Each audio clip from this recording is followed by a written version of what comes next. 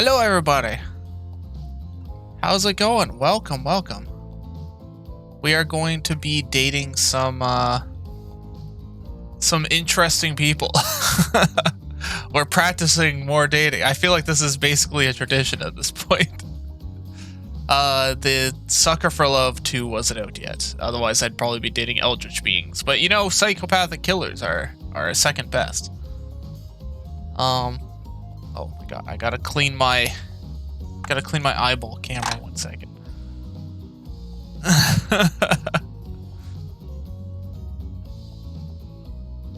There's a fingerprint on my laser eye. Can't have that.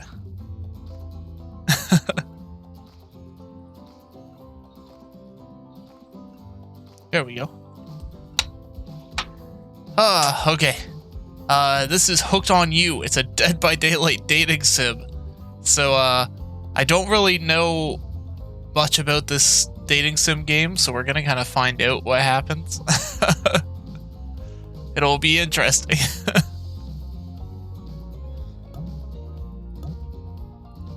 I'm kind of going in blind as well. Tweak.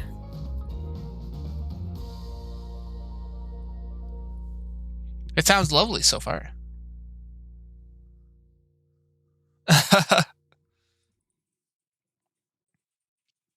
Yeah, I haven't quite decided which one I'm gonna try and date yet. Although you can see in the tags all the different options.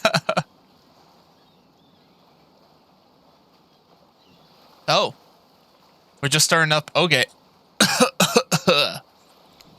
You wake up on the beach, soaking wet, salt water stinging the inside of your throat as if you'd nearly drowned. Okay. Water falls from your mouth as you open it to gasp for air. Oh, okay, sounds like we did nearly drown. You have no memory of how you got here. In fact, you can only remember your own name, but not where you came from or a single fact about your life. Oh, okay.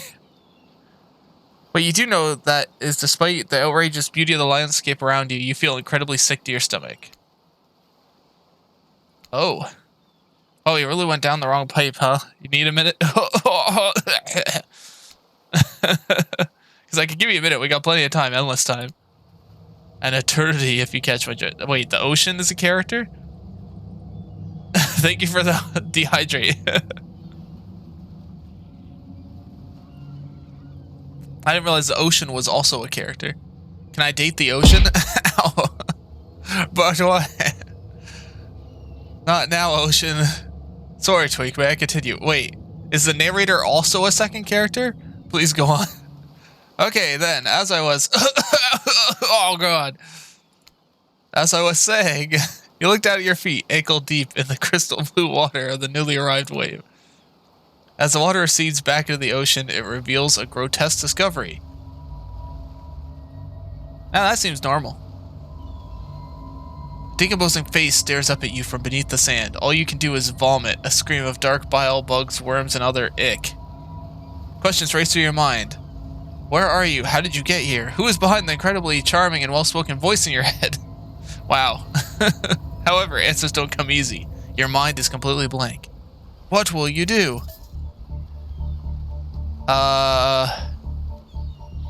Okay, so, let's see.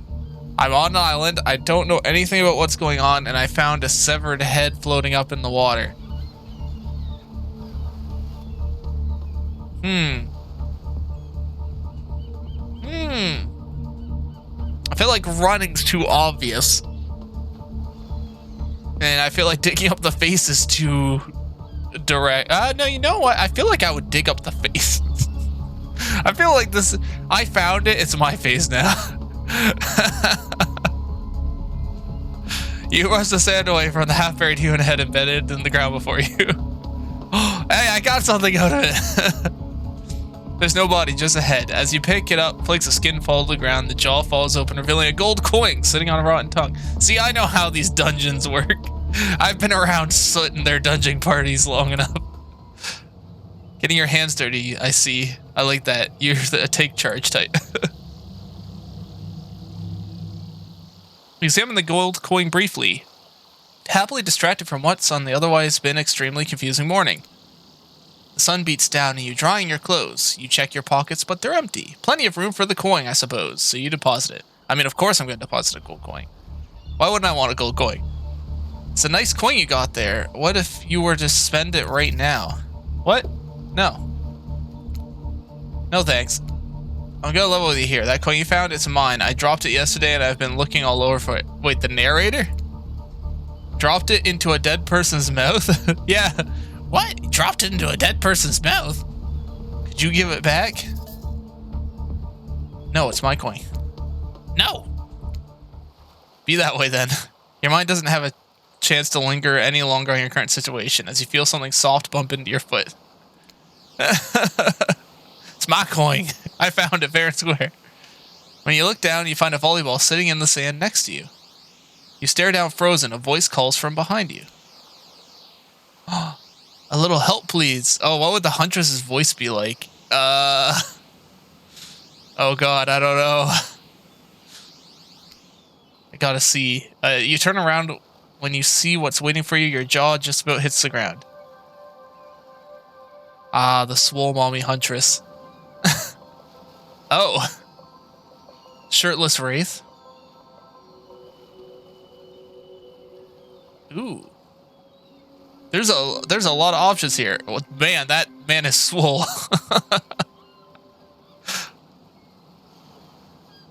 4 gorgeous monsters stand halfway between you and a well-tended volleyball court. Each of them oozes with undead energy, a magical aura reaching out and penetrating you via your eyes. What is this? What is this pose right here?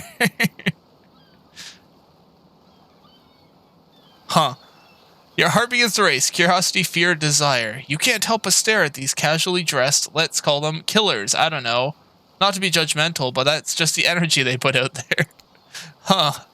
So many competing feelings rush through your mind at once as you're completely paralyzed. Why is there blood on his hands already? That's a good question. There's blood on her mask already. The Wraith and the Spirit look like they're alright. I mean, she has blood, but that's hers, so... Hasn't even been an hour, Trevor. Hello. Wait, there are weird days, and there's this. All you can do is look at the ball and back up at the monstrous lineup of, well, literal monsters. Sexy-ass monsters, though. What will you do? I could take the ball. I'll toss it back. I don't care about this. It's not shiny. You bend down and grab the ball. It's warm from sitting in the sand on this beautiful day. When you get the ball a toss, it arcs beautifully through the air and lands right in the Huntress's hands. Oh God, I don't have a Huntress voice. Not bad, stranger. No, that's too light. No. I'll have to think about it as we go. Huntress muscles ripple through as she grips into your hand. You look her up and down and consider what it might be like to be held tightly in those strong arms. Warm, perhaps. Maybe a little sweaty, but that's okay. It's natural. Try hard much? Blech. Oh, okay. So Spirit didn't like that. They're speaking directly to you, but you still can't bring yourself to reply. You're entranced. Interesting. So taking action is stuff the Spirit doesn't like. Got it. But it's something the Huntress likes. When you snap out of it, you realize that everyone has gone back to the volleyball court. Alone again, you look across the beach at these strange residents who casually bat a volleyball back and forth, happily ignoring your intrusion. Should you be frightened? Worried? Excited? I did refer to them as killers, not giving it too much, not trying to give too much away. But at the same time, damn, they're looking very appealing in their own way, and nobody so much as lifted a blood-soaked finger in your direction. Don't be scared, Tweak. You were made for this. Oh God, the ocean. Well, geez. If the spooky ocean voice says not to be scared, I'm sure it's gonna work out. I'm gonna give the Wraith a Morty voice when I get the Wraith. Just because it's so out there. With no good reason not to, you decide to head over and see what happens next. It seems that you've derailed the volleyball game just by showing up. You derailed the game just by showing up, nitwit. And I guess you're also a nitwit. Look, it's best to just go with what the trapper says when he says it. It's a policy I hold for pretty much everyone who always seems to have fresh blood on their hands. Oh, it is fresh blood on his hands. Hey, don't worry about it. It's all just a game. Existence, that is. Oh man, I can't think of a voice in my head that would suit the Huntress, and it's bugging me. Like I could go silly, or I could go like try to think what. I don't know enough muscle mommy characters to do a voice for this.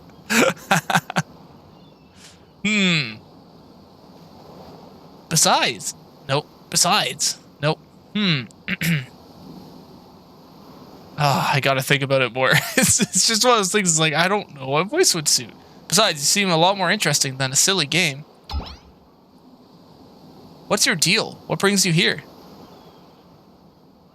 I mean, they're just to do. You mean they're here to do more than distract from my total domination? Jeez.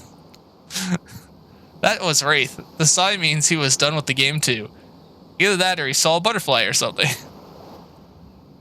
Look, I don't care why the slack-jawed moron's here. I just want to know, can I kill him or not? You know you can't. At least not yet. Yeah, not yet. This is so good for the Wraith. Hey, Tweak, you might want to, say something. Never mind. There'll be plenty of time for that soon. I'm just ruining the Wraiths. Right now, this group has some questions for you. Just be warned. Answer quickly and answer well. Oh, God. It's a timed quiz. Oh, God. Okay. Very important. Or not important anyway whatsoever. Probably that one. I can't remember. How attractive would you say you are? Very. I'd say I'm very attractive. Oh, God. This is so many voices. That's what you think very attractive is compared to this? The rippling muscles, that's fair. Trapper flexes his muscles. They're so tight you can practically see the blood running through his veins. If you could have any superpower, what would it be? Ooh. Out of these? Probably flight. Flight for sure. Technically, I suppose I can fly. Honestly, it's not all that it's cracked up to be. As far as I go, I'm still not where I want to be. Wait, was that... Oh, did I read that in the wrong voice? Oh my God, I'm trying to think too many voices. What was your best subject in school? Skipping class. Math. Probably math. Oh, it's the only thing that makes sense when you think about it. What's your favorite animal? There we go. I'm gonna get because I can do kind of a lazy voice for the spirit, and kind of a. What's your favorite animal? Oh, out of these, what the mustelid? Okay, I'm gonna go with cat. I'm not sure what a mustelid is. Definitely a cat.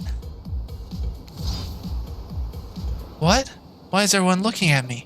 You think just because the typical cute goth girl, I have some specific love of all things cats? And more specifically black cats? Well, I do, but you can't go to hell anyway. Oh, but you can all go to hell anyway. Oh, what's your favorite color? What are these answers? Is it like weasel or stoat? Oh, okay. 3-day-old corpse.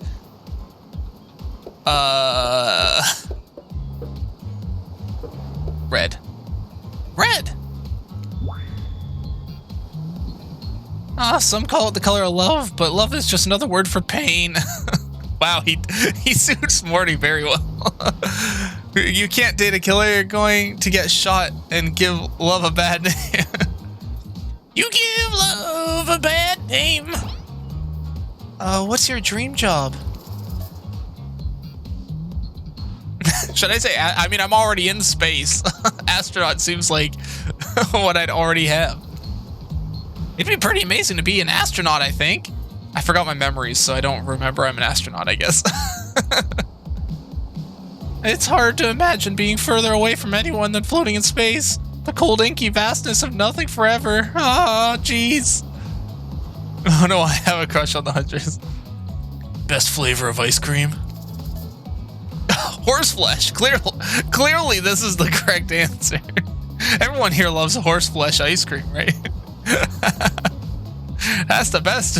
That's the best flavor.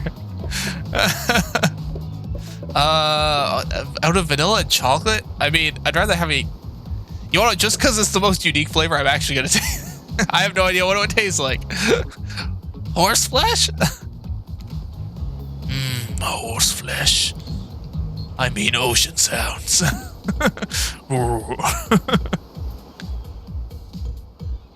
My favorite flavor is pain. Same here.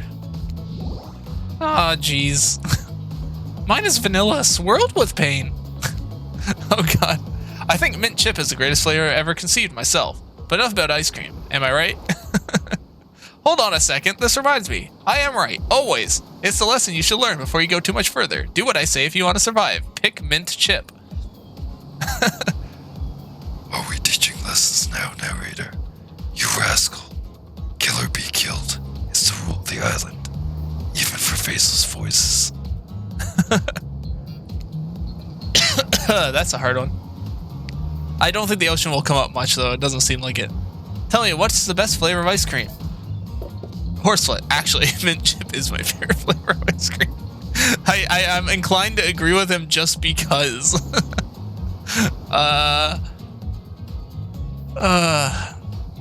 Tweak, how could you when you've already have soot? Oh yeah, it's because soot's in on this, that's why. The best flavor is mint chip. It's not obedient. Sorry, it's not obedient. I just like mint chip. I think you're gonna do just fine.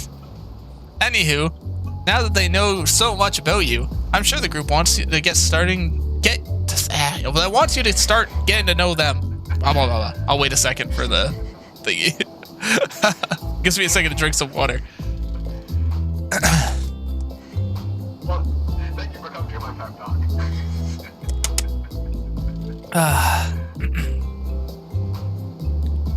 Neapolitan? Yeah, that's pretty good. What the fuck? No straw? Yeah, it was chocolate, vanilla, or horseflesh. I'm like, what the heck? Those are the worst picks. I mean, I could see why a bunch of people would like chocolate, but like vanilla is just vanilla, you know? I'm Trapper. I pretty much run things around here. I'm the smartest, richest, strongest person on the whole island. I don't like losers. If you want to know what a loser is, say hello to Wraith. I agree with the voice I've given him. Hi, I'm Wraith. I'm nothing like everyone else. I like nice people and loathe dumb idiots. Hey, what's up? I'm Spirit. I don't like most things. I don't really hate most things either. It's not worth my time. But the things I do hate, I really hate, you know? Based on my personal observations, life is nothing but suffering, and society is a carefully calculated lie to keep everyone subservient to those in power. It's better to choose to just not take part. Jeez, it's like she was downright murdered by society. She hates it so much. Oh no, wait, I remember Spirit's story now, and that's almost exactly what happened. Oh, hey, I'm Huntress. Don't let these bummers get you down. There's lots of fun to be had on this island, along with lots of love. I feel like she needs an energetic voice, you know? I've been really trying to work on what Huntress voice I should do, so... I got the other three, I think, but... Yeah, there is, if you know what I mean. Oh, it's Trapper. Yeah, there is, if you know what I mean. Grow up. Grow a body. I've explained this 1,000 times. I'm dead. I'm not a literal ghost. I just create a trail of fog. I'm not made of it. Whatever, fog body. Hey, hey, that's not nice. He's not nice. You love it. Hey, why does he have to flex every time he... I don't know. I'm better when I hear a voice, then I'll be able to...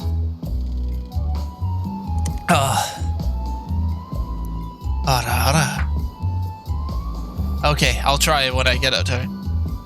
Only sometimes, sweetie. Oh, really? That's disgusting. That's why she likes it.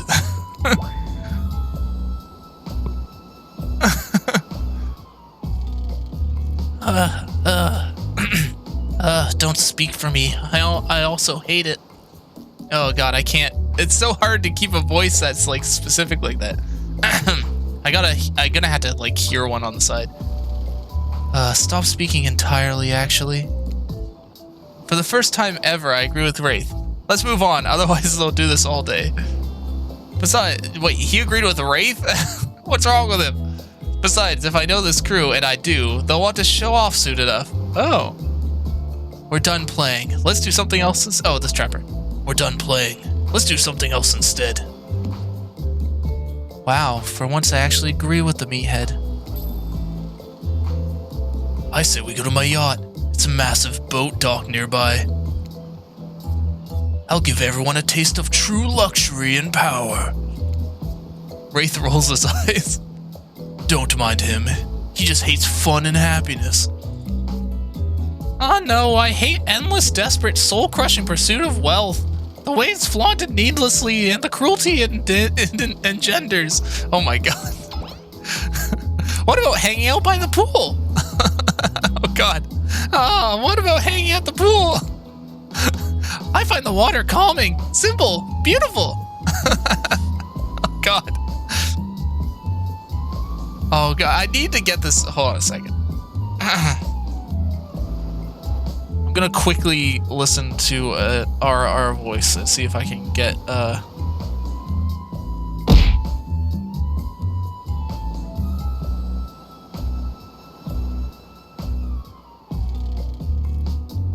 This is gonna be so bad.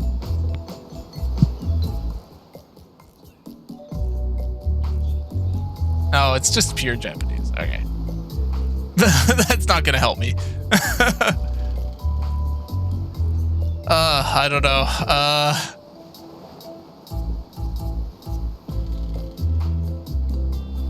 Should I replace the tweet does the RR? You clipped it from before. Oh my god. Hey, I could just do. I still like the energetic voice I was doing before though. Like, hey, what about our? No, I'm getting a little Wraith in there because I just did him. Hey, what about our volleyball game? No, that doesn't. See, it doesn't sound quite. We can exercise and have some fun as a group. Sounds a little too childish. Although, to be fair, lore-wise, she has a little bit of a... Like, isn't she kind of got that childish personality? That was part of her whole thing. Are you all serious? There's plenty of perfectly good lounge to chill out right there. I'm tired. And besides, I hate being in the sun. Where do you want to go? Oh god. Well, I guess this is our first like date option. To be fair, I was originally wanting to date the Huntress, but I feel like the voice is gonna kill me.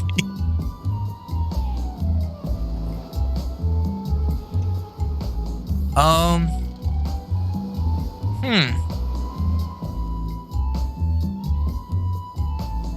man. I don't know which one to pick. The beach? Yeah, the beach. Well, so the beach here, this is the Wraith. This is the Huntress. I think. No.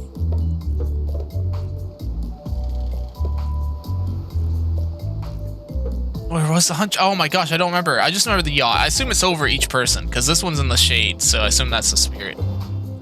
But if I go with Huntress, I have to do the voice. I have to figure out a Huntress voice.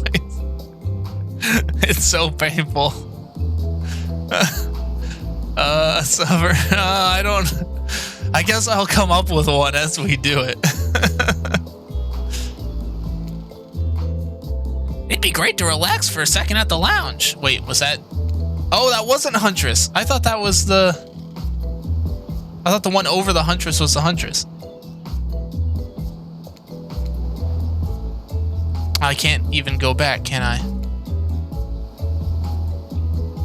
23 minutes. No, that would have just been at the volleyball. Damn, I should have saved before making a choice.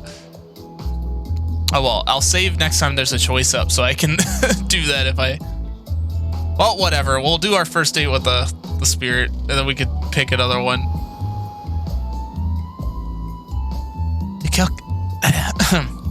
To kick up your feet, look out over the ocean and relax on your own terms. Who would want anything else? Dry, comfortable, enjoying a cool drink on a hot day. It's the best.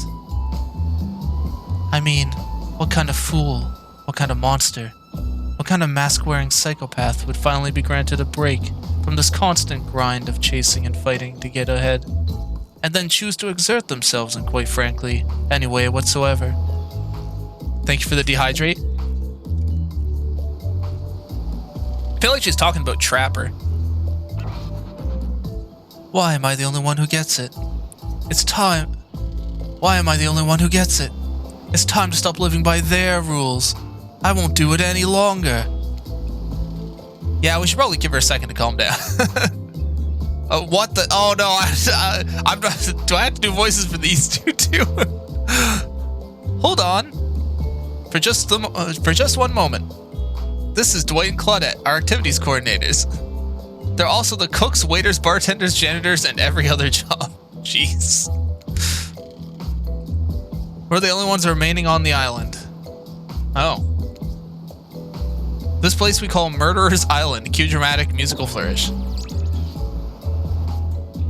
None of the others survived. Survived the interview process, I mean. Oh, okay. Hence why we shall refer to them as survivors with a capital S. These two have worked here a long time. So very long, I don't actually know how long it's been. So anyway, I should probably let Dwight and Claudette do their mandated jobs.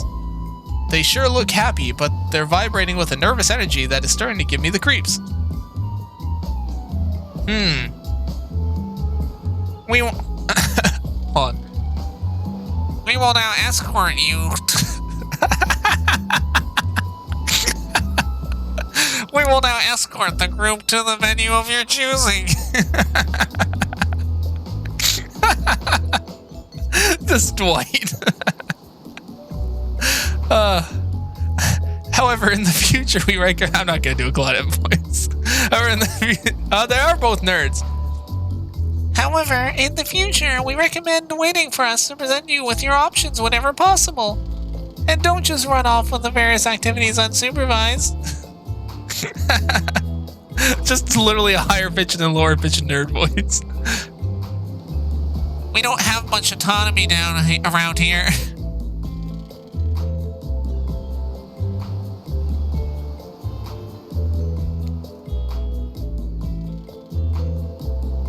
Least you can do is allow us to do our job. Most you can do is help us get off this island. Dwight! Yes, pardon me. Please follow us. Hey, narrator! Yes, something I can help you with? Those two, Claudette and Dwight, did they just start to mention something about wanting to escape? Is escape an option? Should I be trying to escape? Escape them? No, you're mistaken. It seemed like Dwight was asking for help to get off the island, though. Oh, right, yes, that's true, he was, but he meant that he wants to get to the other vacation island getaway a couple miles south of here. It has a much fancier accommodations than this island. It's one of those big corporate outfits, quite exclusive, where all the famous celebrities hang out, very luxurious. Doesn't quite have the charm that this island has, though, trust me, you wouldn't want to go there. With all the money comes a lot of restrictions. This is where you belong. Now off you go. It's time for an activity on the island. It's your decisions, where your decisions matter mostly. When I agree with them. Oh. What will it be? Wait, we get to pick again? Okay, so we figured it was this. Let me save. Let me save. Yeah, okay, I'm not allowed to save, apparently. We're just going full ham all the time. So we think the beach is where the Huntress was, right?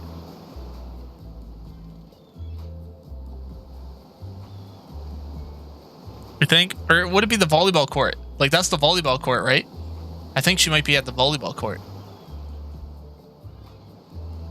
I'm gonna go with volleyball court. Yeah, we got it. Okay. Wow, it's so exciting to have someone else into athletics on the island. Spirit and Wraith are so boring, and Trapper is so predictable, relying on brute strength to win games. He has no respect at all for grace and skill. Thank goodness you didn't choose the yacht. What kind of a person wants to be a sitting duck in the middle of the open ocean? You're just asking for a sneak attack from an elk. In the middle of the ocean? Okay. Wondered how long it would take for her to bring up an elk attack. Game's starting up again. Make sure you're watching close. She's really something, huh? Elk don't swim. Live in the... Oh god, she looks angry. Live in the forest long enough and you'll see an elk swim. Believe you me. Cheer for me, cute stuff. Oh. Killers resumed their place in the volleyball court and resumed the match they were playing before you arrived. Hey, fancy a lemonade? Oh. Hey, fancy a lemonade? Hey, it was a high-pitched nerd. Hold on. Hey, fancy a lemonade? I see you working up a thirst. Eyeing those bouncy buttons playing volleyball. Hands you a lemonade. Oh, so fresh, so tart. She leans in and whispers in your ear. Who would you bet to win? Who's the MVP in your little heart? Wow, I hate doing that voice. It's not hard, but I hate it. You're nervous. You don't want any of these killers to hear you talking about them, or not talking about them, if they're into that sort of thing. Just pick someone. Please, it's not like we got all day, night, week, month, year, lifetime, eternity, or anything. Who put sand in that guy's shorts? Sheesh. I think, I mean, we like the Huntress so far, right? That's the, that's our pick so far. Yeah, okay. We're gonna go the Huntress? Oh shoot, Huntress overheard you. Well, fuck, she's the hunter one, isn't she? Right beside the volleyball court.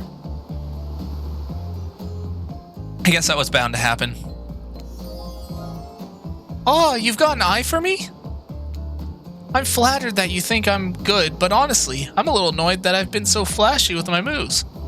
Usually I'm so sneaky when you can barely see me at all. Ah, Huntress is totally kicking my butt. Correct answer. I'm allowed to support the other people on the island, right? Oh, jeez. I have no idea. Oh, wow, he actually said, oh, jeez. I have no idea what the rules are here. Are there even rules? I should have stayed in my secret Larry. My secret Larry. Wow. Why does he fit that voice so well? Like all his dialogue is like very... Wow, what a game. It's a tie. There can even be a tie in volleyball? No one knows. It's everyone's first time playing. Oh.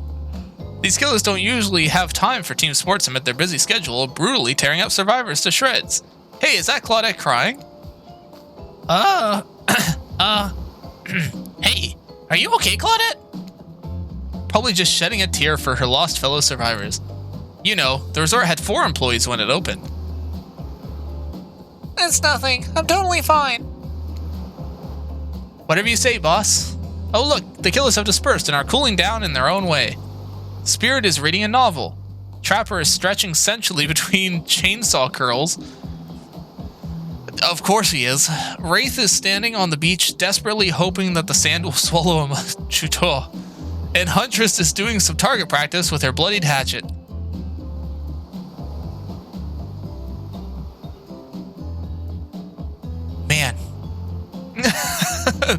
these options. Anyway. You feel a nudge. Dwight is looking at you expectantly. You should really make a move. Life is short. You can get stuff down at any time of the day. What's the... Carpe diem. Carpe diem. Carpe diem. Go ahead, shout one of them up. Oh, God. So which killer caught your eye? I mean, we already picked this, didn't we? Huntress. You head over to the Huntress. After all, this whole sporty hangout thing was her idea. Might as well see how she's doing. Hey, you were really great out there. Where'd you learn to move like that? Whose moves? My moves? These moves? They're nothing. Huntress blushes a bit from beneath her mask. It's a cute on cute, if you ask me. Sometimes you gotta look past the bloodstain. Oh yeah, she does have a lot of bloodstains on her mask. I wasn't even paying attention to that. The narrator pointed it out. I guess I saw him earlier, but I totally forgot. Oh, there you go. I'm taking a drink while you guys are on that screen. A lot of men have run for their lives in my presence. You could learn a lot about what a human body is capable of when in those types of scenarios. I love it. I love to exercise. In a way, we're all running for our lives when we keep in shape. That's okay. I guess I've never thought of fitness that way. My thoughts exactly. Maybe it's time to start. You never know who's coming for you. Through the bush, as fast as they can, propelled forward by hunger, desperation, or just plain old boredom.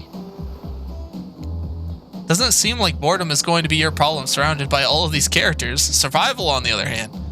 You're going to need to compensate for your lack of killer instinct. What is your style? I'm going to say grit after what I've been through on the space rig. Grit. I might not be strong, but I'm tough. You know what I mean? Oh. Maybe she didn't get that. Like Chewie?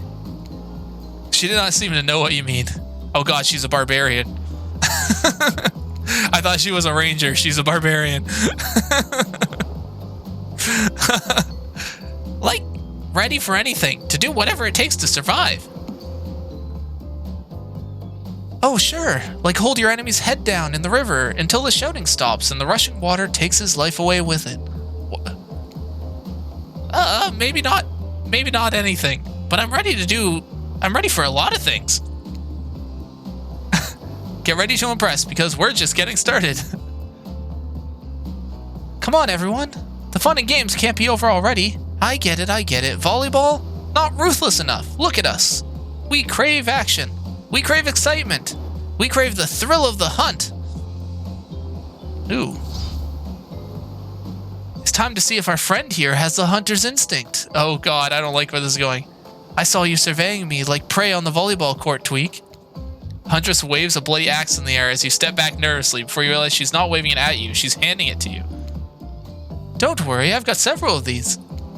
It's important to hone your skills, especially when you're in a new place, where threats may lurk around every corner. You mean like the killer in front of me? It's great. You need to make sure that you are the biggest threat of all. Just don't aim those things at me. Haha, you can't even see me. This minigame is in two parts. On top, the pointer which rotates clockwise in a direction. On the bottom, the target you're going to be pointing at. Sometimes the target is immediately visible, sometimes it's hidden until the pointer arrives. Press the spacebar to stop the pointer over the target. To achieve a perfect success, land on the start of the target area, not the end. Ready to play, or would you like to repeat that? I'm ready. Let's try it. Ready! Away we go. Show them what you got. Hey, perfect!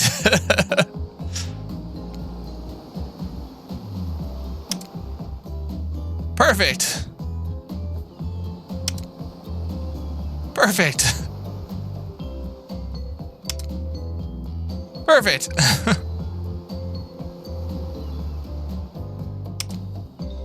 Perfect! Wow, I am good at this. My one eye is a camera though, so I feel like I'm cheating. Huntress eyes you hungrily with a bite of her lip. Oh. Wouldn't want such a sharp shooter on my bad side. Or would I? What does that even mean? Hatchet throwing? Cool, I guess. I like stabbing to be a bit more up close and personal. Somewhere a loud horn blows and the survivors snap into action. Actually, let's do a save because I don't want to do that minigame again. Yes. Okay. Time's up. You heard him. Get to the next activity. Okay. Seems like the next activity is mealtime? Ooh. I'm hungry. What were you... You were expecting what? Capture the flag? Do you know how complicated it is to run a game like that? Much more so than sitting and talking. You arrive at the cookout area to find an assortment of picnic tables scattered around. What were you expecting? Some kind of grand hall and a huge bank? Why is it asking me how much? I wasn't expecting anything. I haven't been expecting anything here. I'm just... This ain't some prestigious fantasy epic. Dwight and Claudette usher you to your seat, but there's limited seating directly around you. Oh, great, terrific. It seems everyone wants to sit next to me. They do? Why? Even better is that they don't want to sit next to a certain other people either. To start, no one wants to sit next to Trapper. Oh man, I feel bad for Trapper. Meanwhile, he refuses to sit next to Wraith or Trickster. Wait, what? Oh, okay. Oh yeah, Trickster is here. Surprise? Yeah, well, they don't call him expected, sir. I'm sorry, I even got nervous around crowds of killers. Well, Hey there. You're looking good, Tweak. Real good. And we literally can't let Huntress and Trapper sit together. No, seriously, their arms are too big. They can't fit at the table side by side. Look at this. We can't even fit everyone on screen at the same time. You probably think it was an error, but it's not. This was completely intentional. What the heck? Let it be a lesson to you. Every error you think you see is a choice. Got it? What? Okay. Dwight and Claudia are directing traffic. You sit on one side, the rest will sit opposite of you. Hunters and Trapper can sit at the ends of the table with their enormous sexy arms. Now that everyone's seated, we can begin dinner. Tonight's meal was prepared slowly and carefully, with both love and hate, for 12 hours over a spit. We hope you all enjoy. We really, really hope you do. Hey, you didn't actually tell us what you're serving. What are we eating? It's meat! Seasoned with a specific special herbs and spices. I just can't. My favorite. Meat is good. Oh, meat is murder. Which you'd know, considering what you've been up to. Who are you getting judgy now? I'm just sharing facts. And you need to murder something to eat it. It's meat. It's like technically true. Technically true is the best kind of true. Okay, enough yapping. Let's eat. Hey, Tweak, you thinking what I'm thinking? It's gonna be a person on the spit, right? Or several parts of overlapping people, perhaps. Yeah, literally, they kill people. You don't see many pigs wearing palm tree brown prints around here. When you look closely at the spit, you spot what definitely appears to be scraps of fabrics. Oh god, it's a person. It's a person. I think I might be sick. Is there anything else to eat? Oh god. This took 12 hours! And we literally... and we do literally everything on this island. Actually, there's one thing you're not doing today. You're not carving up this delectable meal. Wow, he's right for a change. Because I am, with my broadaxe, and it's a perfect tool for easily chopping anything in twain. Oh god. First, who says twain? Sometimes I swear it's like we're all from completely different historical eras. Second, I'll handle this with my cleaver. Fast, powerful, clean. At least it's clean when the meat is cooked. No blood. You two and your ridiculous bicep swinging contest. Enough. Grow up. Obviously, my gorgeous katana is the only option. Ovs. The hell it is. Oh, I'll show you both my katana and send you actual hell if you like. Oh, please stop. Please. I hate when we fight or talk or even when we look at each other in the eye. I can do it. I have an axe of what? I have the skull of Azeroth. Why does he have a skull of Azeroth? What the? Everyone else is like katana and meat cleaver. Great. Instead of slicing it, you can club it with a second death. Oh God. Hey Tweak, I know this isn't what you want to eat, but hurry up and volunteer to carve up Felix. I mean dinner. Oh. Otherwise, this will go on for hours. No hyperbole, but once they argued over who had the most effective weapon for 72 straight hours. Yeah, that katana is messed up. And it doesn't matter which one does it. When they're done, they will take even longer cleaning their weapon, all while explaining the value of maintaining your tools. Despite being a bunch of cold-blooded killers, for some reason they're terrified of tetanus. What? What? Hey, why don't you just let me carve up the dinner? Splendid idea. We'd hate for it to get cold. He hated when it got cold. Here's a machete, freshly sharpened.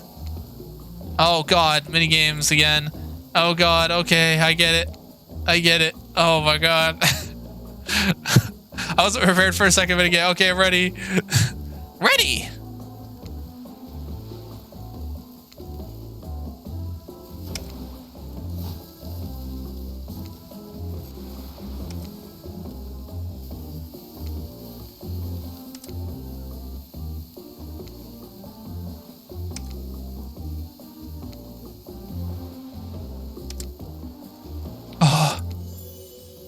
Oh, okay.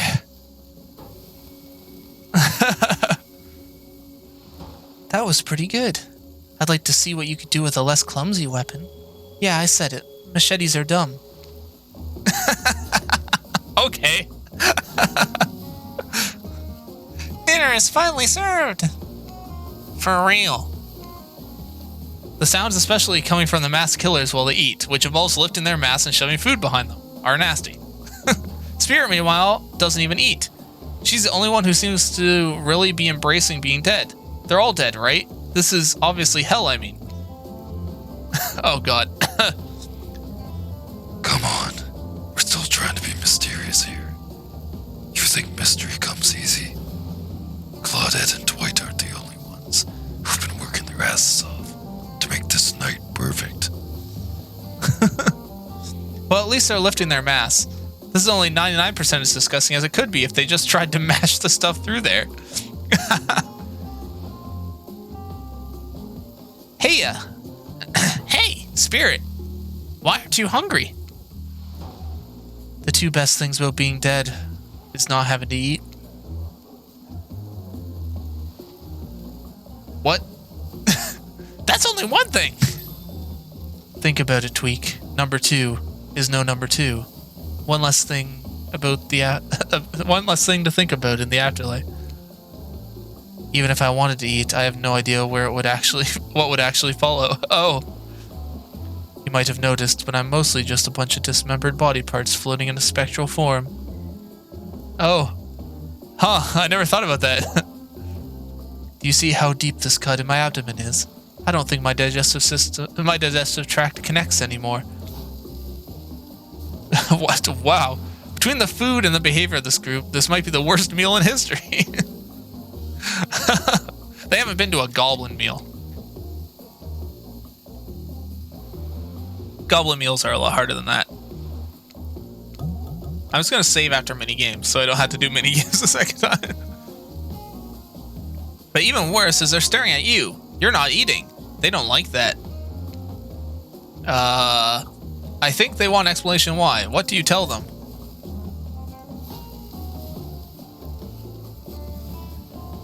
Look, a seagull! Wow, you ever see a seagull that big? I haven't. It's incredible. Anyway, what were we talking about? Lame misdirect. Yeah, she's right. Tweak, pretty lame. Own who you are, never compensate. Didn't you wash up on the island with no memory of who you are and how you got here? Yeah, you did, poor thing. You have no idea the last time you ate a real meal, and you've been standing in the sun. But the seagull! Oh no, he just made a lot of good points. I swear! You're beginning to feel lightheaded. It waved at me! Maybe you need to eat to survive here. Either that or someone poisoned you. No, wait, you haven't eaten, so you can't be poisoned. Whatever the answer, you're clearly about to pass out. Okay. I can't keep the ocean voice going if it's gonna have this much dialogue. Oh, hey, it's me again, your friend, mentor, and guide. Narrator to the narrator. The ocean. Not sure how I feel about the characterization, but I'll allow it. I brought you here, and I might be the only one who can help you out now. There's only one thing you can do to survive. You have to figure out why you're really here. No one can tell you, not unless you follow the right path, or at least a right path. There's too many of those to count. Hopefully you pick at least one of them. Because there are even more wrong paths. Many of them lead to your demise, others to something worse. Oh. Starting scenes over and having to fast forward back to where you were, am I right? For this place holds many secrets, even from itself. But the one that truly matters can only be learned if you answer the most important question. Why are you here? Why are you here? Answer that and you'll learn the truth. The ultimate truth. Vague, mysterious. I gotta give it up to the ocean characters. Got some quality early game storytelling. What is going on? Hold on, I'm back. One more piece of advice. You've made many choices now. Some of them I've liked, some of them I did not. It is in your best interest to make choices that I like. For the choices might be yours to make, but they're mine to reward. You wake up to find the Huntress holding your limp body, gingerly pouring cool water into your mouth. What? Oh. Oh good, you're okay. Sometimes when I try to care for people, they have a way of ending up less alive than when I started. Which would be a total bummer if that happened to you. It's been so long since I had a normal, happy, healthy living person around. Usually I'm just falling into the same old routine of smashing everyone's heads open with a hatchet before I really get to know who they are as a person. Okay. But you know, you're not nearly as scared or busy writhing in pain to see me for me. Wow, this is not what I was expecting. You feel nervous in her arms, not because they're maybe crushing you a little bit, but because she's beautiful. Yes, beautiful. But I was just going to narrate that fact, you know, not say it out loud in a single word like some creep. Beautiful mask. Your bunny mask. It's quite gorgeous. Nice recovery. But now that you're awake and talking, you got to keep this up. Did you make it yourself? You're the first person to ever ask me that. Yes, I did. You seem so quirky and cool.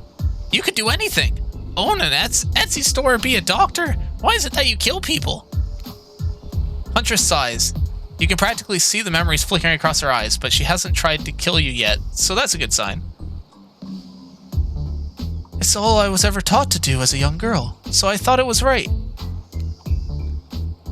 Even through the mask, you can see the Huntress blushing a bit. It seems like your line of questioning has made her a little nervous. Hey, you didn't eat lunch.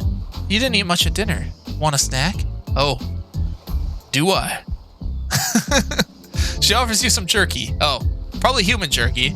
But her spice game is on point because it smells pretty damn good. I will accept. When on Murderer's Island, you might as well eat as the killers do. Plus, you really are hungry. You can chow down on jerky. Essentially, right? What? The narrator is a little off. I'd love some. After a moment of quiet, chewing on what you choose to believe is not human thigh meat. I mean, I don't know about you, chat, but I could chew on some human thigh meat, if you know what I'm saying. Anyway, have you ever been in a relationship before? Dang, you're really going there? You do not play around, Tweak. Oh, well, I went Wraith there. Huntress takes a moment to think deeply before answering. I must say, it's quite amusing to see this hulking bombshell get all twisted up with these personal questions. Kudos to you, Tui. There was this one deer that looked at me quite provocatively in a clearing once. But that doesn't count, does it? That was not what I expected the answer to be. You hear the faintest giggles bubble out from behind the Huntress's mask. Oh, you're so cute, Huntress. No, it doesn't count.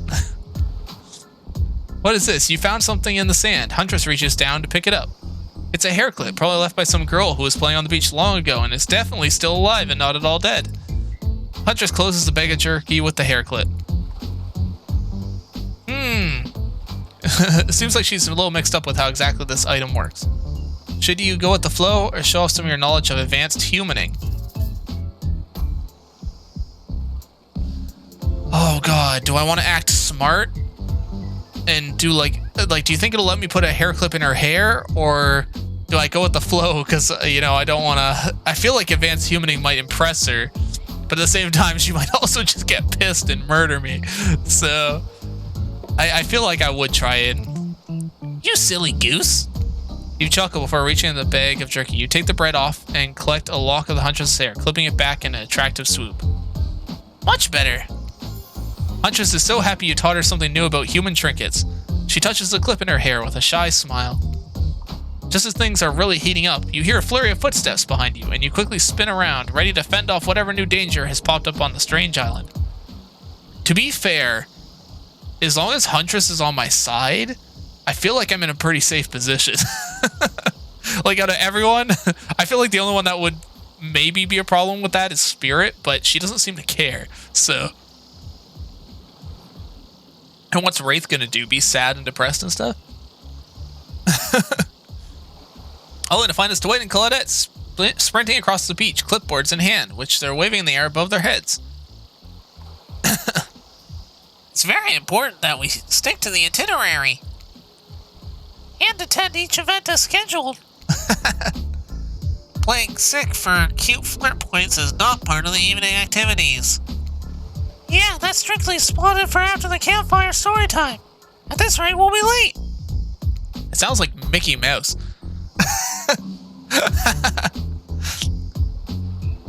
Playing sick? No, I was... No time for excuses. Well, there is, but that's scheduled for what comes after the flirting. Go, go, go. Everyone gathered at the fire pit. Dwight and Claudette quickly made an announcement. We're not going to blame anyone... We're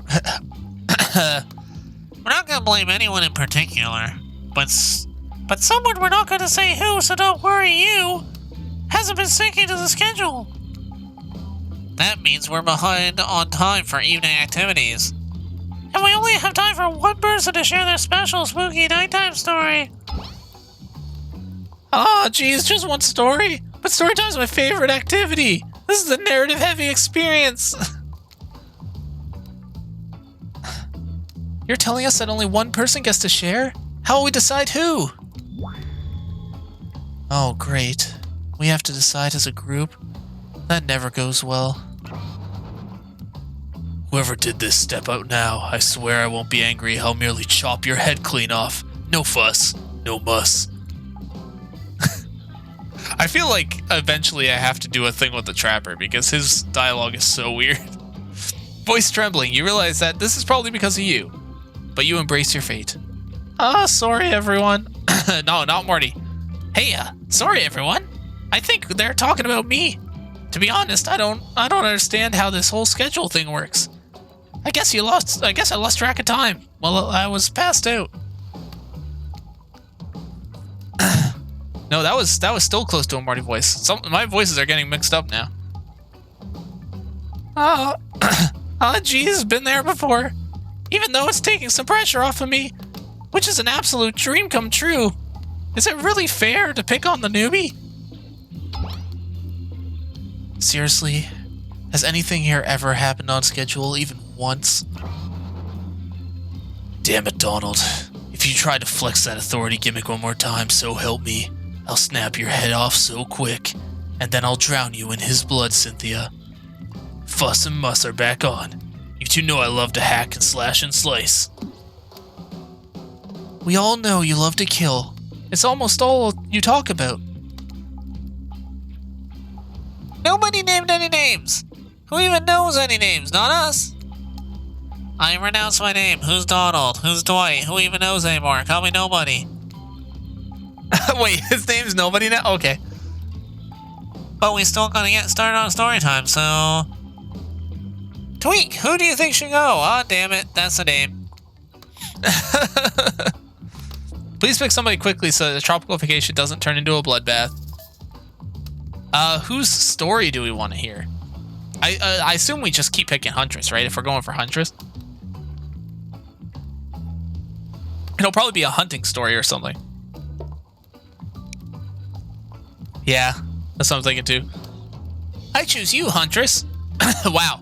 I choose you, Huntress. Whoa, whoa, the entire experience is being carefully crafted to avoid an IP infringement lawsuit. Let's be careful what catchphrases. Oh, I see. Huntress steps up to tell her story. The campfire flickers in her faraway eyes. There is a village outside the deep and ominous redwood. No child dared step foot past the threshold of thick trees and brush that separated safety from the unknown. Grown men that ventured in often would never return, and the sounds that echoed out into the village were something inhuman. The women of the town told a story to the young children, hoping that it would be enough to dissuade them from curious exploration beyond the boundaries of the village.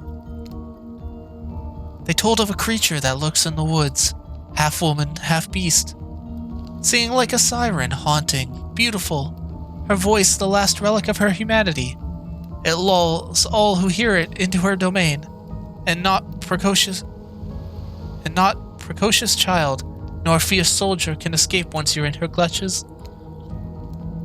Those who've seen her say she wears a mask of hair stained in the blood of many poor souls. The hatchet she wields has been brought down brutally in the skull of many unsuspecting hunter.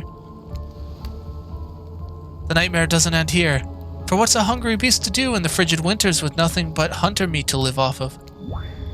It is said the Huntress, as the villagers called her, couldn't bring herself to kill the young girls she came across in the forest. Instead, they'd suffer a worse fate. Oh, she's crying saying the story. Longing for a child of her own, she'd bring them back to her secluded cabin and keep them safe. She'd wrap a tight cord of rope around their necks and affix them to the wall. That way, they'd be warm. That way, they'd be out of harm's way. Wow. The Huntress would even bring the girls presents, toys she pilfered from the other bodies, masks she'd fashioned out of things from the cottage, and little dolls made out of grass and twigs. But these toys did nothing to quell the children's fear. Within days, the girls would waste away from starvation and dehydration. For all her good intentions, the Huntress never learned how to care for a human child. Wow. You see a tear creep down from underneath the Huntress's mask. Suddenly, the most beautiful singing voice you've ever heard fills the air. Singing. Oh, as she's singing. Sleep, my darling tiny one, tucked within your bed so tight. I didn't mean to click that, but hopefully you read that. Anyway, she was singing, I think she's singing the lullaby that you hear in the game, is what she's been trying to hint at. There's a brief moment of silence. You feel the need to continue to this stirring moment. Should I join in singing or slow clap? Make a joke? The Huntress sings all about singing, so I feel like singing. He'll snatch you up beneath his teeth. If not on bed's edge, you sleep, and drag you to the forest deep beneath the quaking tree. Huntress can't believe you know this song. You share an intimate glance across the campfire. Oh God. So close your eyes and fall asleep. Count the little woolly sheep, tucked away so tightly you must keep, or he will come for you. The song ends and you are both met with silence around the campfire. I love that song. Bayushka? An old Soviet lullaby, right? Why do I know a Soviet lullaby?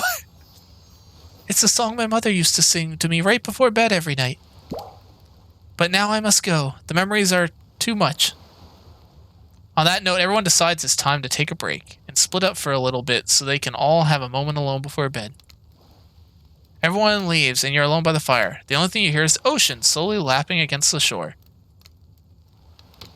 I think that went well. This is nice. True moment of peace and tranquility that lasts for all of 7 seconds because Trickster shows up and he's blaring his latest song. Hey, baby. You look lonely. Mind if I join you? He doesn't wait for an answer. I know you've been hearing all these guppies all day, but I want you to hear something from the big fish like me. Something special those in charge of the island don't want you to hear. I'm the ultimate catch on this island, the only lobster in the ocean of sardines. No one can give you what I can. You just have to find me. Come find me, baby. Trickster leaves. You're a bit confused about what to make of his cryptic clues, but you aren't going to get any time to yourself to think about them just yet. Huntress approaches you. Wait, didn't she leave already? Of course you liked my story. Who wouldn't? It had everything. Cute kids, dead men, a huntress. That's pretty spot on. I find that all stories are better with the sound of a burning fire filling the air around you. All the smoke, however, I could do without. I'd rather eat barbecue than smell like it. Let's rinse off all that campfire with a dip in the hot tub, shall we? Oh. Dipping in hot tubs with Huntress? You've come a long way in a single day. I'm not saying you shouldn't follow her, but an offer like that. Just don't forget our little talk. Sorry, mommy? Sorry.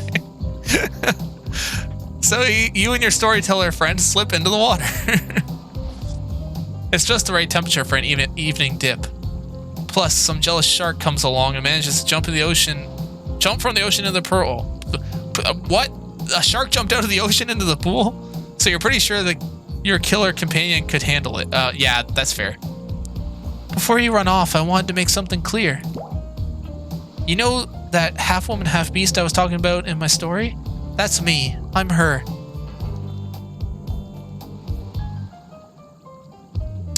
Oh no, I didn't realize.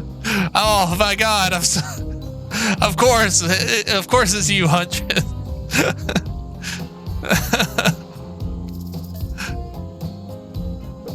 Oh god.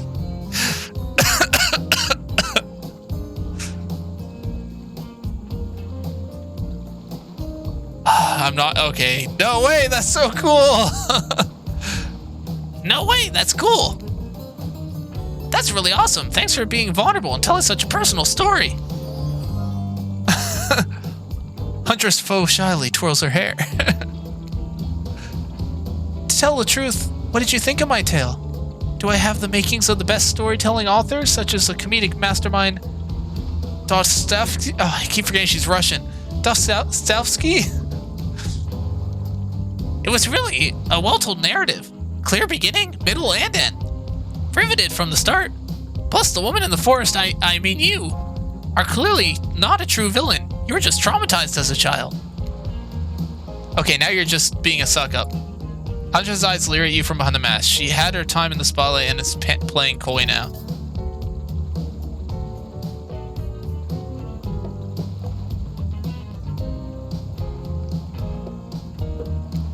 I chuckled awkwardly. Huntress' statement of the obvious. Why are you laughing? I can't help but giggle when I'm both about to die and also maybe falling in love. Can't believe how awkward this intimidating woman seems right now. It's pretty endearing. You notice the temperature has dropped significantly despite your steamy company. It's a little chilly and your bare shoulders must be freezing. Let's get back to the fire and put me to bed, eh? What the? Okay. We hate to intrude on whatever smooth moves you are about to unveil, but it's time for bed. Usually nighttime is when I do my best hunting. But after a day like today, even I'm pretty tuckered out. Will I see you tomorrow, Twee? Only if I don't see you first. You make a cute little bow hunting motion. Bow? What's a bow hunting motion look like? Huntress catches the imaginary arrow you shoot. Oh, okay, I see. Imaginary arrow you shoot at her in her teeth, and then bites down hard, snapping it in half. At least you think that's what she's doing. It's kind of hard to tell. Words are hard. These phrases are hard. Good night, my little snack. Ooh. Ooh. I'm sure that wasn't a reference to actually eating. Oh, that's also possible. Uh-oh. I forgot. I keep forgetting these are actual killers, and everything could be literal, especially because it's a barbarian.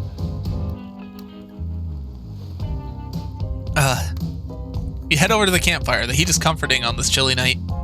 Looking into the crackling embers, you think about the Huntress' story of the half-human beast that abducted all those innocent children. An attempt to save them led to their doom. Definitely a barbarian. Yeah, exactly. 100% barbarian. Are you a mistaken prisoner here on this island? Is this your salvation, or will it be your demise? Before you can dwell too much on your fate, Claudette and Dwight arrive. Their now familiar creepy smile stretching from ear to ear. A bit menacing to see a smile like that lit by firelight. We must apologize for your accommodations. We weren't expecting another guest, but we're going to make you comfortable or die trying. They hand over a pillow and blanket and welcome you to snuggle up by the fire. Perhaps some music to put you at ease. Just try to keep the volume to a minimum. Our other guests aren't the types you'll want to rob with their beauty sleep. Oh god, what is this? Why is there what? Is this for me sleeping? This here, okay, has a special minigame. Perfect for less coordinated, there is no winning or losing. Well, not technically. Whatever the pointer stops is your result. Okay, ready to play. Would you like me to... No, I think I get it. Ready. You relax by the fire. The radio begins to buzz and flicker. You examine and decide you might adjust the dial to fix it. Oh. 96 is like 69, right? Alright, let's talk about our community. Let's see what's on this station. First of all, the community is you out there. It's you and everybody else either playing the game or talking about the game or creating content relating to the game or being inspired by the game to write music or to make outfits.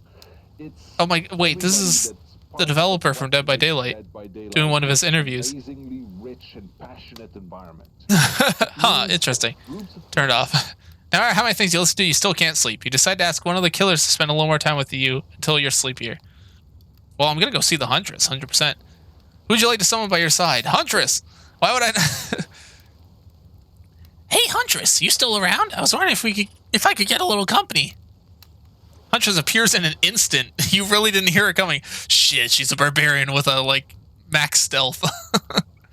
She's more than happy to tell you her secret of falling asleep when she's feeling restless.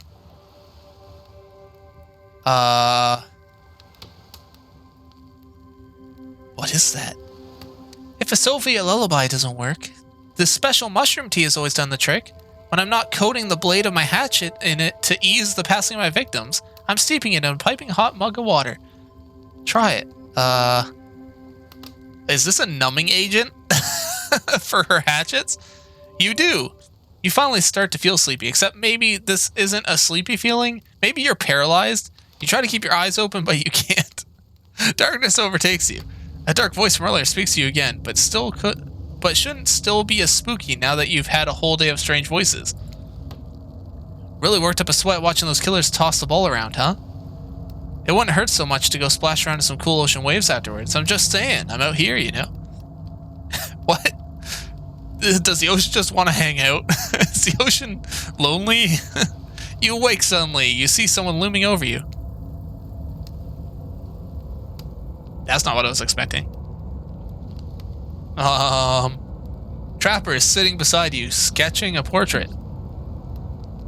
Oh, you're awake. I saw you with the Huntress right before bedtime. You know, they're not what they seem, not like me, who is obviously completely honest and trustworthy. I was out checking to make sure you weren't sleeping near one of my... Actually, never mind. Just be careful where you sit. But since I'm here, I'd like to share 2 things with you. 1. I do not take rejection well. 2. The first thing is very important to remember. Were you drawing me? Trapper doesn't answer. You aren't drawing stink lines radiating out from me, are you? Still nothing from Trapper.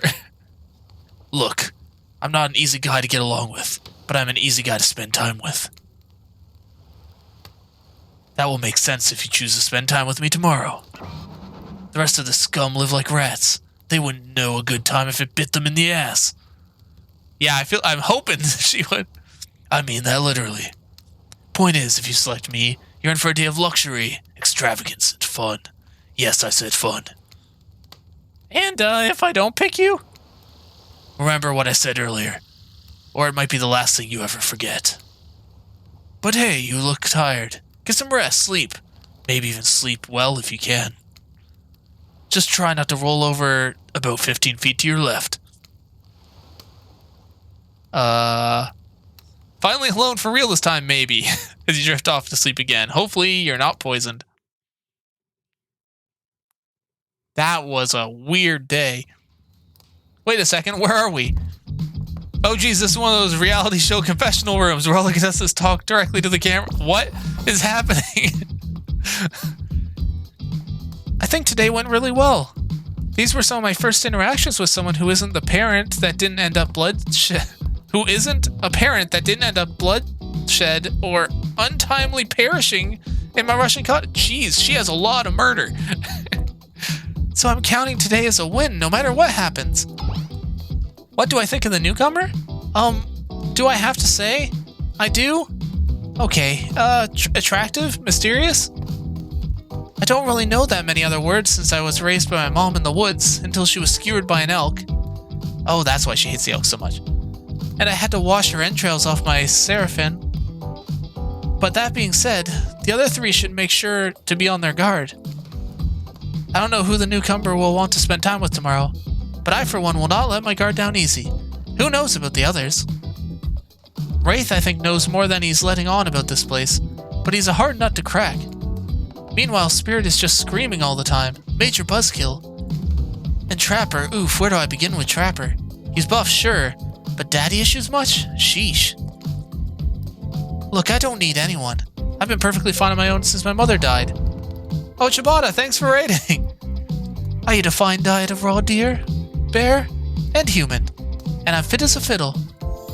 That being said, something about this newcomer makes me think that I might be missing out on some huge part of thing called life. How's the dating going? Yeah, how was your dating, Ciabatta? Did you make it with any of our fun killers? Bing Bong? You should... Oh, well, you should sit around until we get to Bing Bong. Ciabatta's not allowed to procreate. This is weird. I don't care enough to kill this person. But if anyone wants to, I don't care enough to stop them. Might just have to kill Dwight to feel anything again. I'm not really sure how I feel about Tweak. On one hand, everyone I've ever cared about has met with an awful fate, so it's probably good for Tweak that they just keep ignoring me. On the other hand, there's something about them maybe could work out for my plan or for me. I know that everyone thinks of me as a beautiful, cold-blooded monster. I can't help it. Circulation just isn't my thing. I don't choose to be cold. This cute hat and robe, okay, those are a choice, sure. If someone were to come around and capture my heart, at least that beats being stabbed in it. Besides, if I'm gonna get bloody revenge on society that has used me and thrown me away, maybe it wouldn't hurt to have a little help. Things got very odd. He bing-bonged Wraith. Excellent. You... Yeah, he's being stabbed in the heart for sure. Uh-oh. You open your eyes. The sun's shining. There's not a cloud in the sky. Oh, I'll wait a second for this thing. Oh. You feel great. Totally well-rested. Let me save now that we made it to the next day. Okay. You're not even suspicious of the fact that you fell asleep by a campfire and woke up several yards down the beach. Well, now I'm suspicious. Wait, are you on vacation? Was yesterday nothing more than a strange dream? No, not a dream. You really are here for another day. Why? I have no idea. You're obviously a weirdo. Speaking of weirdos, I see the rest of the gang is hanging out on the beach. This is definitely not a dream. I wouldn't rule out a nightmare yet. At least they make for a sexy bunch, no? Sorry, mommy. They talk about sexy. Here comes Trickster. Oh, carrying coffee. Guys, Trickster has coffee. Morning, beautiful. Oh, jeez. Morning, beautiful. Thought you might like a nice cup of joe to start this incredible day off right. Ooh. Trickster seems suspiciously cheerful. I'm sure there's nothing nefarious behind his joyful demeanor, though. Everyone knows musicians are morning people. I also want to wish you luck. Today is an important one. My only regret is that it won't be a bigger part of it. Budget issues. I'm just swamped with engagements, especially on the other island. Trickster winks at you. If you want to ask him how to reach the other island, now is... Never mind, he left. Well, at least he brought me a cup of, No, wait, don't drink that. What the hell was that? Show me more, Trickster. They don't call him Trickster because he's good out on a skateboard. He definitely didn't get that name because he brings people drinks so they can have a good morning. I'll certainly not coffee, and I don't want anyone casually poisoning, imprisoning, and torturing you yet. This is supposed to be a tropical paradise, the type a place you give 5 out of 5, 10 out of 10, 2 thumbs up. Not an eternal prison of pain. Please be sure to review, it helps with the algorithms. Just trust me, I'm looking out for you. So can we please get a move on? Wait a second, how did a possibly omniscient, possibly unreliable narrator physically just knock that coffee out of your... Huh. This is not Parliament, and the floor does not recognize the ocean to speak out of turn. I need no recognition. I'm the ocean. I dominate the land. I submerge those who defy me and become their watery grave. Actually, speaking of graves, I would like to say something. Something of grave importance. Fine, go ahead. Even if this place has an eternal poison of pain, I'm not saying it is, even a place of extreme horror can still receive those reviews if it's crafted with love and or the type of thing you're into. Ow, why did I get hit in the face? You know, the ocean's right. A lot of hard work goes into a place like this. You should really be the judge of the artist's intent, and whenever possible start from the mindset of giving them the benefit of the doubt. Constructing these elaborate simulations, I mean vacations, it's not easy to do. Sometimes there are some small bugs or inconsistencies. Oh god, do I have to look for bugs and inconsistencies? But that's just the nature of the process. Thank you for the hydrate. Perfection's overrated. The universe is just filled with mystery.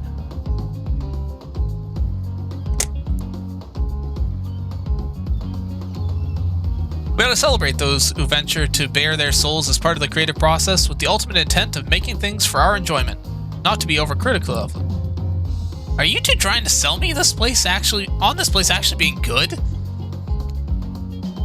You don't have to say it like that, especially after I saved you from the poorly made cup of coffee. Sorry, we should have been here 5 minutes ago. They always do this at the second morning. Sad, really. Even if they do make some great points. Oh, sure, they make great points, I agree. Can we please move on? Yes, of course. Apologies, Tweak. The last 5 minutes aside, have you been enjoying your time on the island? It's been... I'm not suspicious. Yes, I'm not suspicious. There's no option.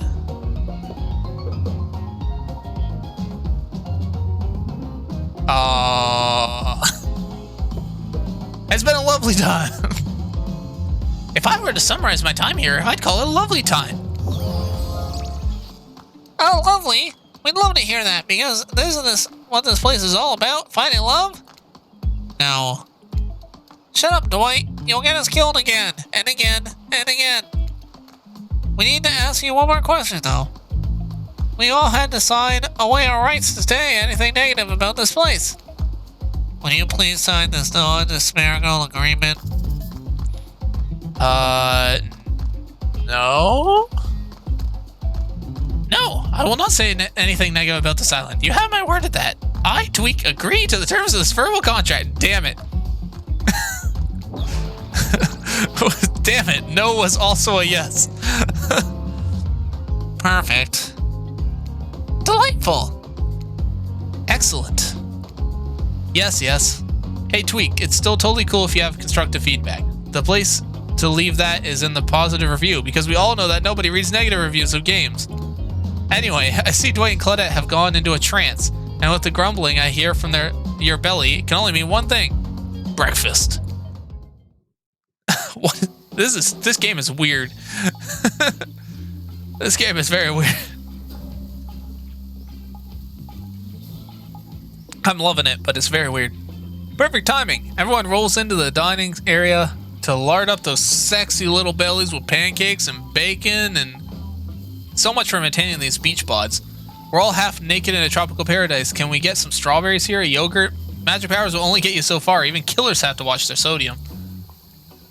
You take your plate and sit down. Thinking about yesterday is a whirlwind of feelings. Danger, dread, disorientation. It was like going through puberty again, except all in one day in a beautiful and mysterious island. It looks like you're not the only one doing some introspection, though. Trapper stands up to talk about how his day went, in case anyone was wondering. Huh. I can't imagine you could make me any angrier today than you did yesterday. But I really hope you do. I really, really hope you do. Drani Mokito? Thank you for following.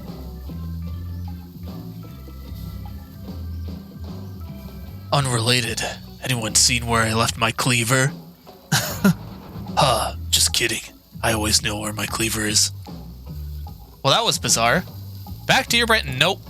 Now the Huntress is here to talk about her feelings. I feel a stirring inside my animal heart. Something I've never felt before. It's almost like feeling right before you go in for the kill, but softer. Warmer. Sounds like it could be love, or maybe just indigestion from all the raw beef she had last night. Actually, sure, that has to be it. No one else is going to stand up at breakfast to... And just like that, Spirit. Did everyone sleep well? I did. Or should I say I did not. I haven't slept in 20 years on account of the whole burning quest for familiar revenge thing. And last night was no different. So in that case, it was exactly how it should be. Got a lot of reading done, though. Now, if you don't mind, I'm going back to the quiet, resenting, being trapped here with you all. Quietly resenting. While looking cute doing so. Guessing Wraith has had enough to work up the courage to speak in front of the group. Ah, perfect. Here comes Wraith. I'm glad the introduction of Tweak to our island paradise. And yeah, that was in quotations. I didn't distract me from my normal routine, ignoring all of you and vice versa. This place is an eternal prison of suspicion and suffering, and no one cares. I'm the only one with that who's asking any questions. I'm asking a question too. So when the hell will Wraith shut up? And now they're all looking at you expectantly. Wait, are you supposed to stand up and explain how you felt? I think I need to process everything by myself. I'll see you all soon. I want Morty there, but I totally would probably be like that. Damn, what a power play. Keep on wanting more. You're getting good at this game, or a sexy, true-to-life experience. Shame you didn't get to eat any breakfast.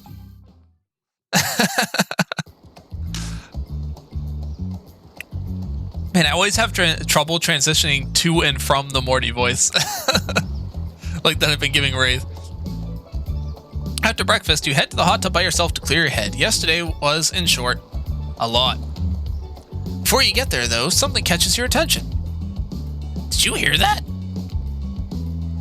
Are you dressing me? Well, yeah, I guess. That's okay, right? You know, I might be pursuing a relationship with one of these horrifying killers. But it feels like the person I'm getting to know most is you, narrator. It's only okay in so much as it serves to illustrate that you've lost your mind, seeing as I'm not real and all. Yeah, I heard it this time. I think it's coming from behind the pool shed. What the? No, stick it in there. A little more. Oh, yeah, that's it, yes. How does it feel? Intense. Nice. Yeah, that feels right. This is uncomfortable. That was very uncomfortable to read. No, I want you to take it right. Yeah, you know what I'm talking about. Just like that. Exactly like that. I swear I have no idea what these two do. Whatever they're doing. I'm afraid to look. Please say something so they know you're close by and can hear everything. Oh wow. Looks like this super cool bottle of Trickster brand suntan lotion someone left on the chair. Anyone know where I can buy some? Damn it. Oh, come on. A little privacy, please. Dwight is panting and Claudette has a crazed look in her eyes. Oh, sorry. I didn't know how else to let you know I was here. And that I could hear you. Well, you know. You know what? What do you think we were doing? Yeah, you were doing, I don't know exactly what you were doing, but it sounded like a fun time. You think two people trying to find new ways to kill each other in a desperate search for their own death is fun? Oops. I'm just making them both nerds, by the way. If you're just joining us, their voices are just both basically. We have 5 minutes to ourselves every day, and we spend it hoping to stab each other in just the right spot so we won't get resurrected. I'm coming to believe the key is finding the exact place we need to bleed out from. And I believe the place is in our appendix. Why else would it be there? Makes sense to me. Did you actually think me, him, Dwight? You don't have to laugh that hard, they get it. My life is a nightmare, and yet somehow it never been worse than right now. Let's go, lover boy. I know that old entry wounds in over 5 minutes is up anyway. Oh my god, this is so bad. And hey, if you figure out how to escape the island, please make sure you tell us. That was both a tragedy and a comedy. A comagity. Shut up, I like it. Anyway, where are we? We're heading to the hot tub by yourself to clear your head. Yesterday was in short a lot. So far, today has been exhausting too. But you decided to achieve a true centered sense of calm. No drama, no bullshit. Just soaking up the sun in a heated pool. Today, you're on a date with you. Oh, I like that. I want to be on a date with me. Who would make the first move?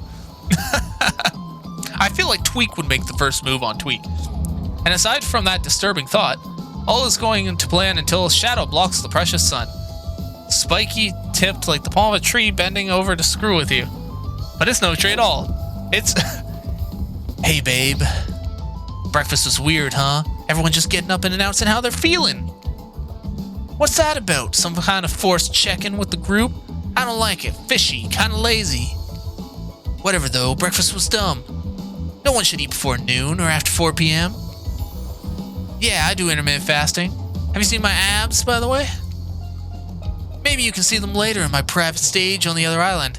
You know, IP Island, where all the Hollywood celebs hang out. If you play your cards right. I could give you a private show. Catch you around.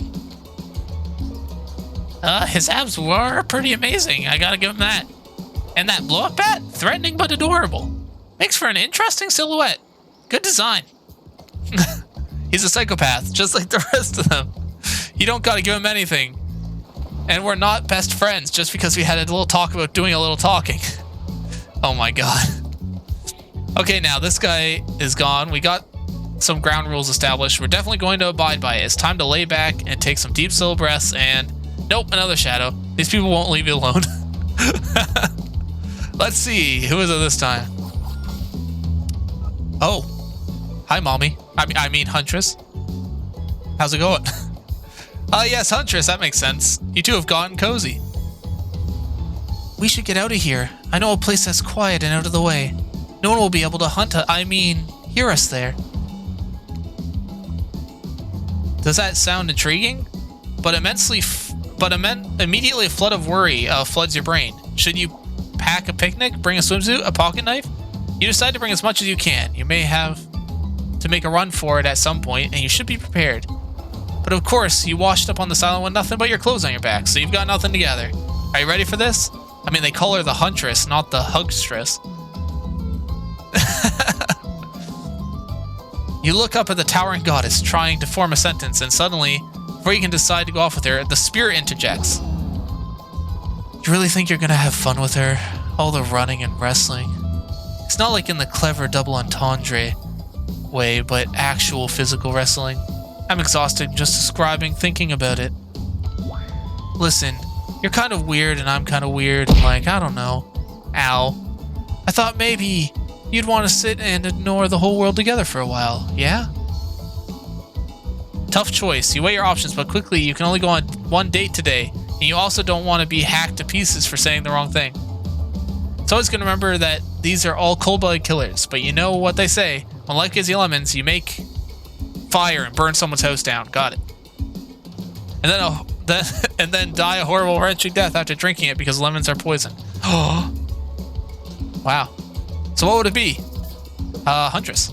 My mommy. I mean, a huntress. Yes. I gotta go with huntress. Whee! Whee! Whee! That's me. I'm gonna hop in those arms and be like, whee! You and Huntress make your way to the secluded beach house. Your heart thumps in your chest. How do I dehydrate? You have to suck the water out of your lungs. No, for us, we drink something that's dehydrating, like coffee or alcohol or soda. Pretty much caffeine.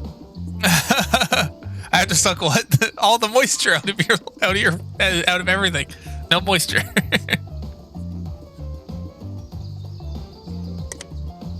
Suck the water out of your lungs. Yeah. I don't know what I'm talking about. I think it's because we washed up on an island. That's the first thing that popped into my head. You and Huntress make your way to secluded beach house. Sir, there's one in their lungs. You should see a doctor. What? Your lungs aren't supposed to be 70% liquid? Shit, I'm doing it wrong. Don't look up thrums. It's a real world, I swear. Are these nerves of excitement or terror? Isn't it fun to mix up sexy and horrifying? Why is there water in my lungs? I don't know. Because you had to hydrate and then you had to dehydrate. So you inhaled the water and then you suck it out of your lungs. Sorry. Oh. Yep. It all makes sense. You gotta pour the water into your lungs first with the hydrate, and then you dehydrate by pouring it out of your lungs. Huntress is quiet as a mouse as she glides through the island forest. You struggle to keep up with her. She moves like a jungle cat, all muscle and silent leaps across thorny bush. Goblin education is hard because we don't have written words. She halts suddenly, and then you crash into her, having been desperately trying to keep up. You follow her gaze and realize that you've arrived. A cabin in the woods. Obligatory in nearly all horror films and stories, yep. And you've come here willingly with a fearsome killer. Great job. The cabin is cozy, but something seems off about it. You can't quite put your finger on what it is. Huntress stares at you through the bunny mask, cocking her head to the side and as if trying to gauge your reaction to her hideaway. Are you going to invite me inside? Why do you need an invitation? Are you a vampire? Oh god, right, barbarian. Ahaha, no! Oh. Is it just me or did Huntress seem a little disappointed? Didn't peg her for a lover of the Fang, but hey, I don't judge. Come in, let's explore.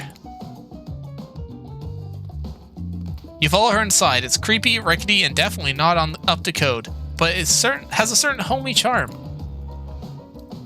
You're quite the decor. Decorator. I'm not calling her decor. No, I'm not staring at the mom. I mean Huntress. I'm not staring at Huntress. Well, what are you talking about? Always nice to be invited rather than assumed. She blushes. Indeed, she is. A chandelier made of bones hangs delicately from the foyer ceiling. A collection of trinkets line the mantle. Something tells you that the people who once owned these things are not in the mortal coil anymore. Could you be Huntress's next victim? Nah, she loves me. The thought gives you a wicked thrill. Hey, she's looking at you again. What do you think of my collection?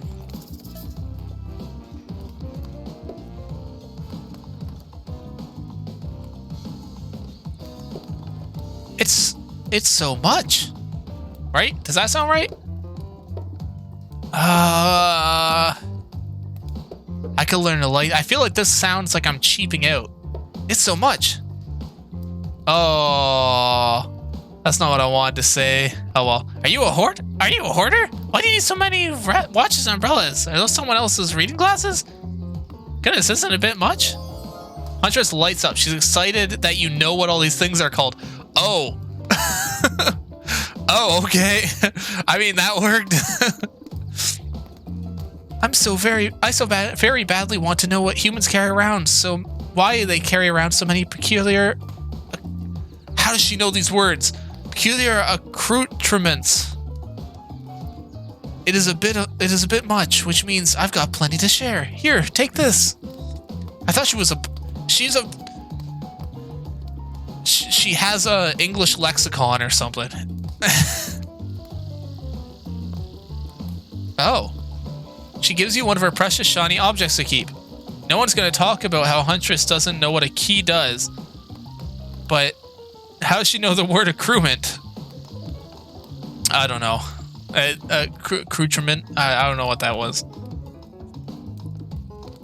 I can't wait to go treasure hunting with you. We can find so many goodies on the island. But first, what do you think of the other killers on the island? I mean, Trickster is pretty out there, but everyone else seems to have interesting backstories and whatnot. A little gossip, huh? What are you playing at, Tweak? Huntress considers this for a beat. She seems to have two modes, thoughtful and explosive. You hope to never be in the splash zone when explosive happens.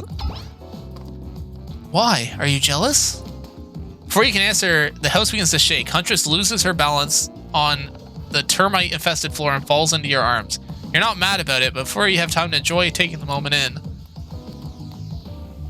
Oh no, it's an attack. A horde of killer crabs invade through the crevices of the poorly constructed cabin. They race at you and Huntress in swarms, clacking their razor-sharp claws at you. You must act quickly. What do you do?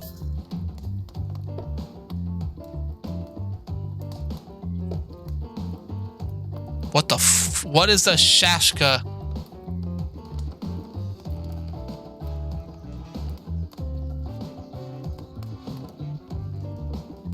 It's a saber.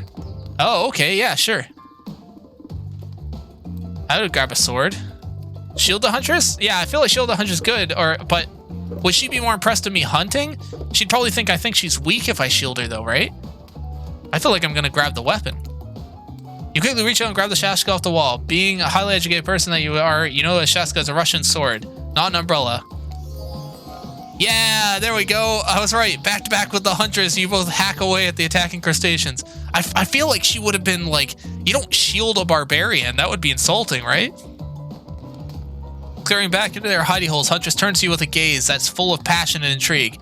However, before it bubbles over, she looks away, suppressing the feeling. Is she nervous?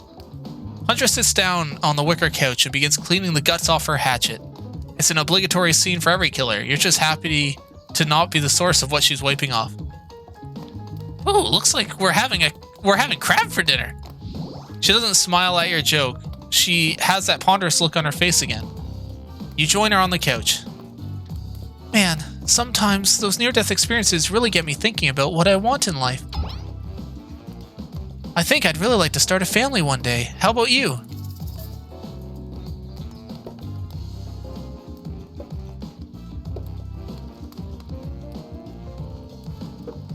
Oh god, I know she's a family person. The question is, do I go full tilt or do I say maybe one day? I think I go full tilt. Of course, I love kids. Would love to be a parent one day. Hey! I love my... No, sorry, Turson. I'm picking slightly before the...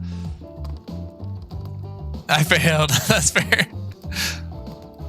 I loved my dear mother so much. I can't wait to have that sort of special relationship with my own daughter one day. Teach her everything I know. And I won't be killed by some horrible elk. What were you like as a kid? You try to imagine the giantess as a meek child in a puffer coat wandering about the forest. That is a hard thing to picture. Huntress chuckles, her laugh quite cute and soft. I was so innocent. We hunted to survive, and then we went back to the cottage, and Mother would tell me stories. We drink tea and imagine a life far away from the woods. Somewhere like this. I suppose I finally achieved what she always wanted from me. But since coming here, something feels off. It's beautiful and warm, and everyone's so attractive. Like thirst traps galore.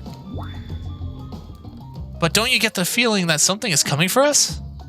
Oh no, she's on to you. But on to you about what? Swirling memories rush through your head. Nightmares, visions of a dark cloud, Claudette and Dwight's vacant stares. What the heck? Yeah. I think you're onto something. What do you know? How long have you been here? Do you remember anything at all about why we might be here? I've been having these dreams, seeing things. I think we're all serving some greater purpose here. Huntress reveals a strange object that she stole from near the stage where Trickster performs. It has a strange symbol on it.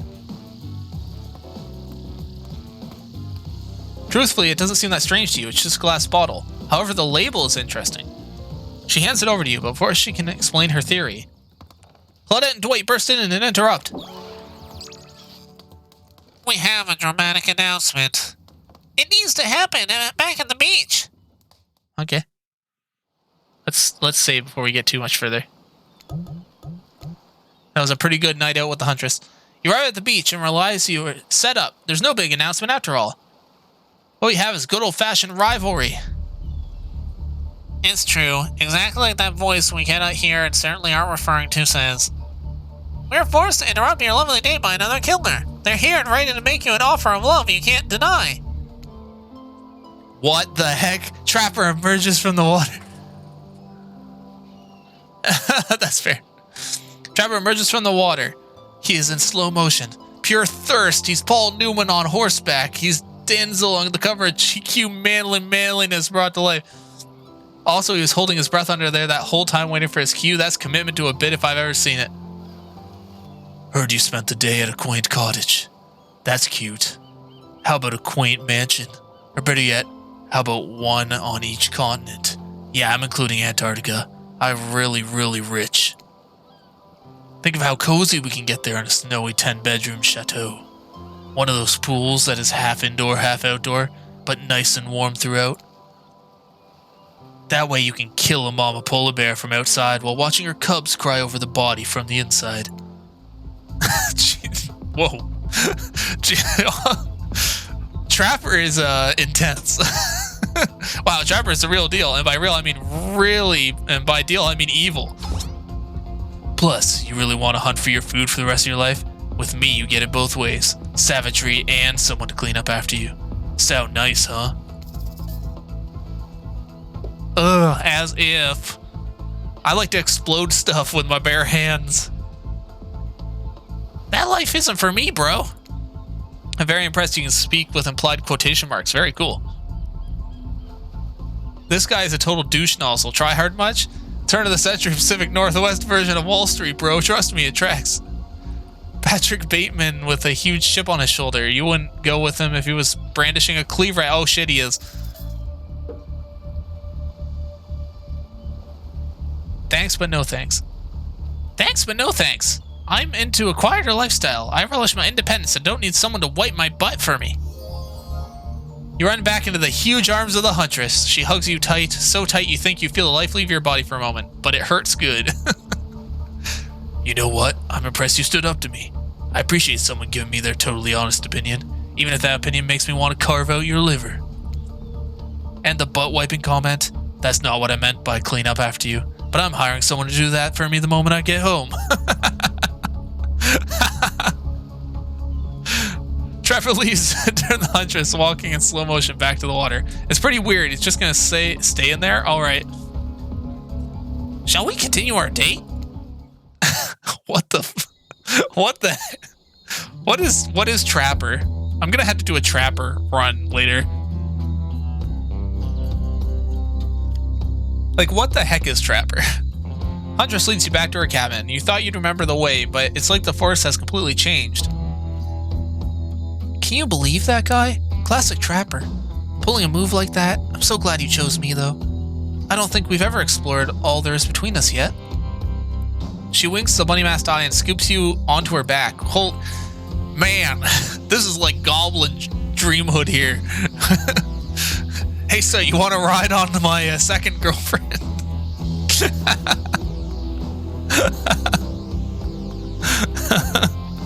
Huntress runs through the woods and piggyback her. The wind ruffles through your hair. Animals clear a path for the mighty woodswoman as she races by, like the lead from a famous teen vampire drama in the one scene where he calls her a spider monkey. Huntress doesn't call you that. What the? Whee! Eventually, she gently lowers you onto the ground and you take in your surroundings. A wooded clearing in the forest. Huntress prances about like a deer in a meadow.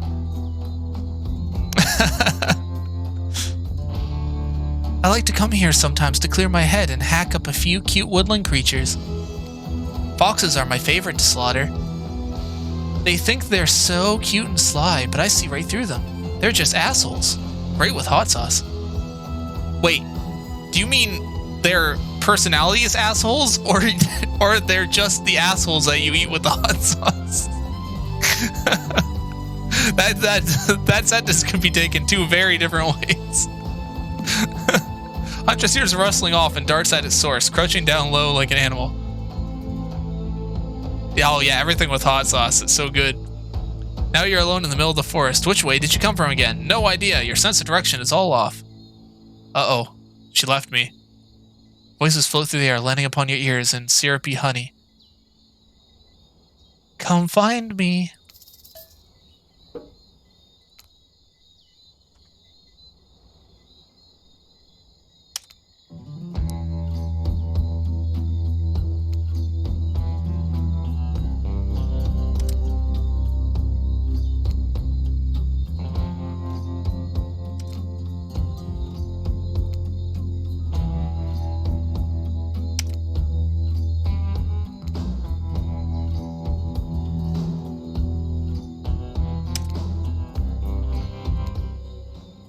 Tag.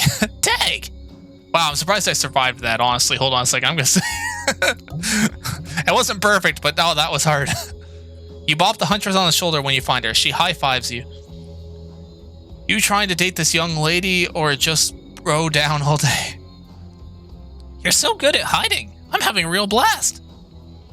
Thanks. They say it takes 10,000 hours to practice to get good at something.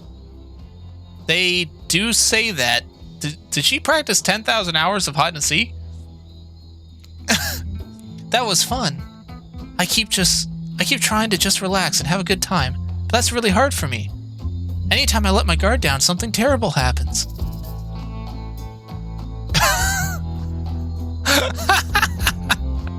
I would say that, but she probably would have no idea what I'm talking about. She'd be like, why would taking your pants off help you murder something?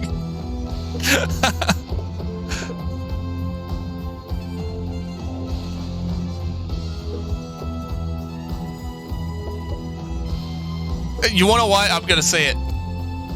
What if we let our pants down? Come on, I was trying to have a serious comment. It's all jokes. I had to do a joke at some point. Sorry. Sorry, it was just the adrenaline from the game. Got me in a mood. Read the room wrong. Oh, Claudia and Dwight are back. The first time I picked something wrong on purpose. I thought she wasn't going to know what I was talking about, but... Okay, we swear we're here to have... Okay, we swear we're here to have a good reason this time. Yeah, no one manipulating us this time. It's just time for dinner. Let's go get grub. What a fun day you've been having. I see it written all over your face. You're shining. And that's not just the remaining anxious sweat from spending the afternoon courting a psycho killer. No, you're really feeling this whole romantic experience. Don't worry, I'll keep your dirty little secrets. But enough gentle ribbing. It's time to get back to business. All the appetizing singles have arrived for dinner, including Trickster. Wraith is here too. We're not going to do the gag where we cram them all on the screen at the same time again, so just believe me, they're all here. They're just as sexy and demented as you remember. Are the other killers dateable? Only these four are dateable. I think there's like a secret thing maybe where you can do Trickster. I know there's like a crazy number of endings in the game though. With your love on the line, everyone is being very careful not to offend you by saying the wrong thing. Congrats, by the way, on getting this far. I'm surprised as As these four are falling for you. No, not because of your personality, but because you just met them yesterday.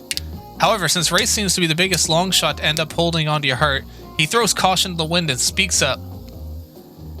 It's pretty small consolation prize for being the least loved killer on Murderer's Island, but hey, letting him have one moment in the spotlight is the least we can do. For heaven knows, it won't do better than that. Wow, it's been a while since I've done Wraith. Hold on, let me get some water.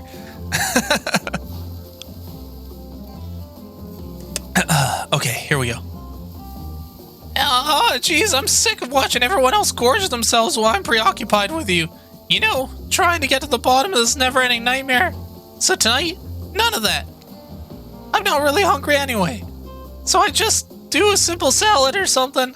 The green stuff, not the mayo kind. Mayo is gross. I'm fine with just lettuce. It doesn't have to be fancy. Not iceberg, though. It has no nutritional value. Letting Wraith choose was a mistake. Dinner will be served shortly. Oh. Dinner will be served shortly, but certain power brokers would like to know about your day. Would you like to share with the rest of the group? You had an interesting day, that's for sure. But how will you describe it to the others? Say too much or too little. It could affect your standing with the whole group. Okay, just don't sit there saying nothing. Nothing is not an option.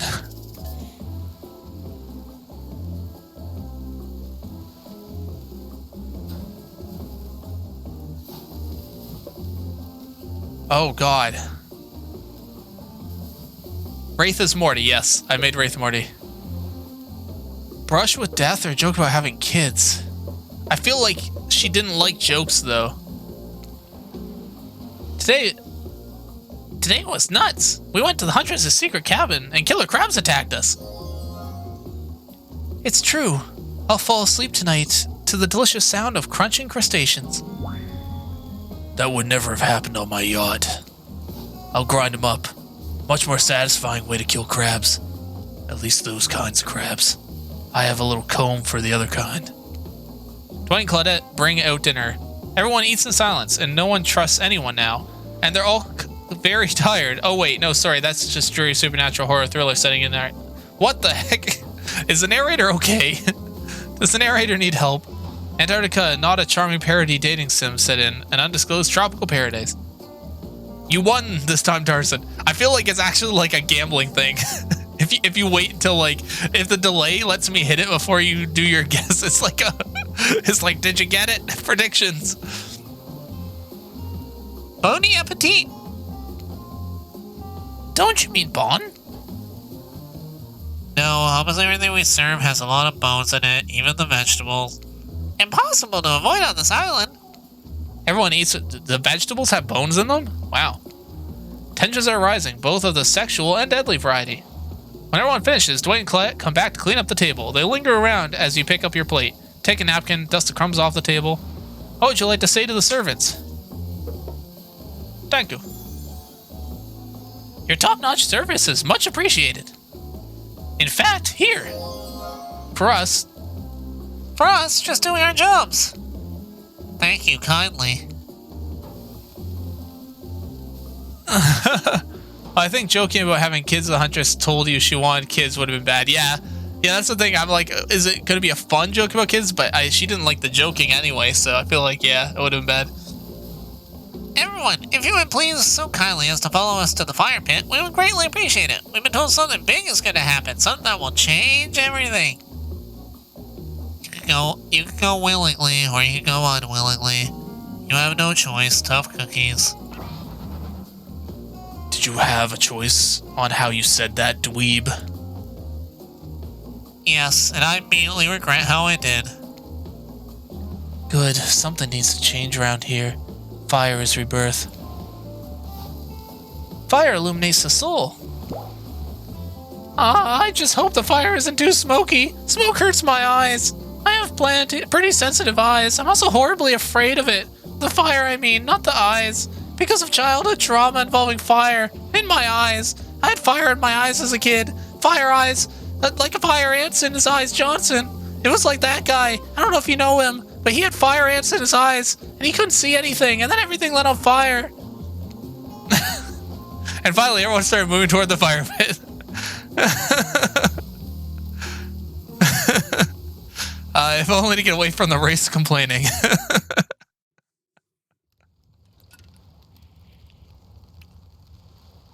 It almost seems like it. You take a seat on a comfortable log, feeling the fire's heat against your skin, and wait for the other killers to take their places, wondering who will want to tell a story this time. Will a narrator tell a story? I bet they got a stunningly creative mind. Hey, you think? Are they allowed to simply place thoughts in my mind like this? That doesn't seem fair. Wait a second. Everyone makes their way in, but something unexpected happens. Nothing. Nothing happens. Something almost always happens, but nothing happened. Oh. Oh, cool. Everyone's looking at you. You know, do something. Should I pick someone to tell a story, or should we play charades? Boggle? Oh, well, we were actually thinking, why don't you tell a story? Wraith points his spine and skull staff thingamajig at you. You duck out of its way. Who knows what that thing can do? Probably shoots lasers. Try not to bore us. We're very interested in you. Don't speak for me, Huntress. Now you can't tell if you're warm from the fire or your nerves heating up. I know the fire is right... jeez, I know the fire is right here. But maybe you'll stop talking about it all the time if we can start and pretend it's not here and doesn't, you know, threaten to burn me alive. Like fire in the eyes. Like my traumatic past as a kid. Okay, we get it, Wraith. He's not supposed to hear me. Get out of here, Wraith. Twig's about to make an important decision. Fine, I'll tell a story. Sure, I'll tell a story. I hope it's a mystery. Oh, I forgot Trickster was here. Adventure. Alright. You know the Dwayne "The Rock" Johnson movies? How about some adventure? Now we're talking. Not my favorite, but I'll respect your choice and nod politely. I don't have to say that, Wraith. Just nod politely. Okay, here it goes. I really like to go fishing. Solid hobby. Great foundation for a story, for sure. You pause. Everyone is waiting a bated breath. No pun intended.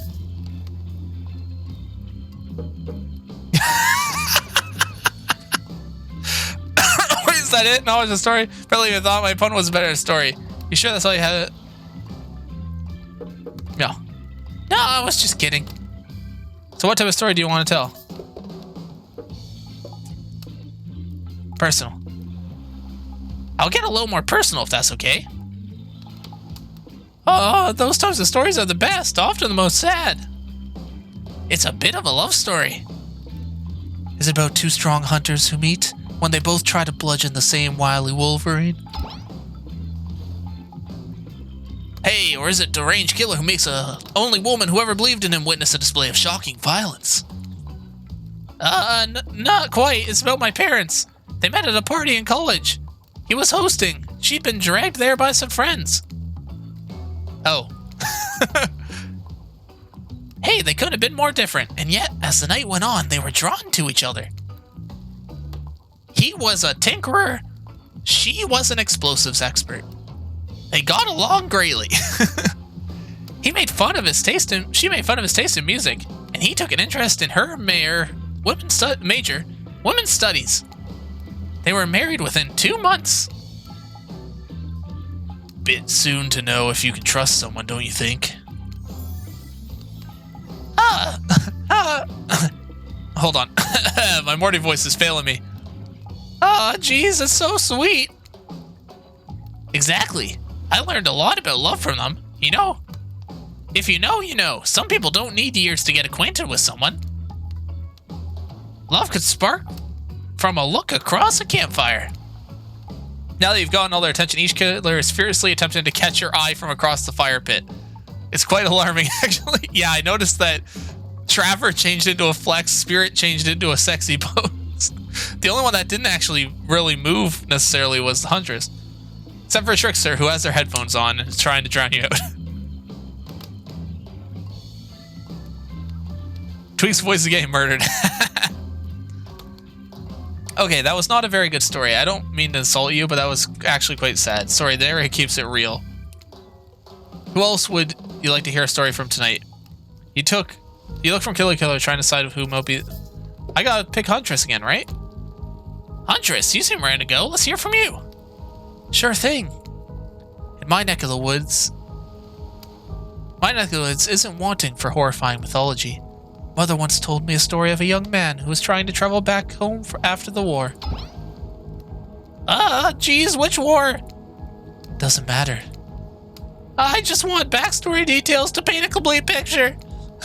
I'll paint a picture if you want. Okay. The man was lost and running out of food rations. He stopped to rest in the night underneath a majestic birch tree. That's when he saw a woman, naked, skin glistening in the twilight glow. Hot, I'm invested. Thanks, Trickster. Your input's great.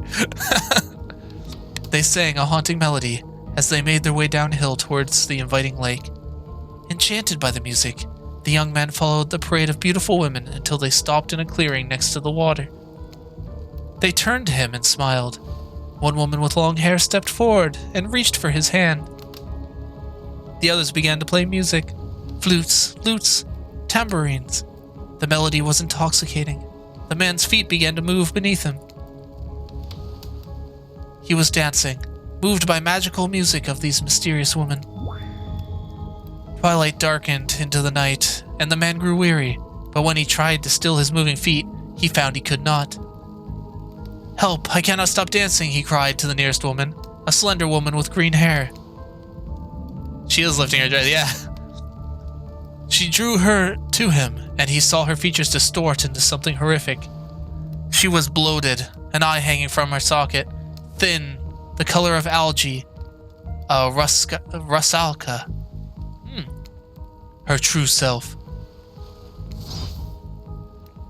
You'll never stop dancing, she screamed to him. My sister and I have drowned in this lake by men of your regiment. Consider this your punishment. The man cried out, but it wasn't me. Someone must pay, the rusalka said, her voice filled with briny malice. And so the man danced and danced until his bones broke and his heart gave out, the dance of death. The silent beat as everyone takes in this macabre ending. But it's not all bad. Rusalkas are also fertility goddesses. If a lady had stumbled across them, she would have been blessed with a fruitful womb, and probably some candy for the road. Darn, does she really think that's a happy ending? I want what the Huntress is having.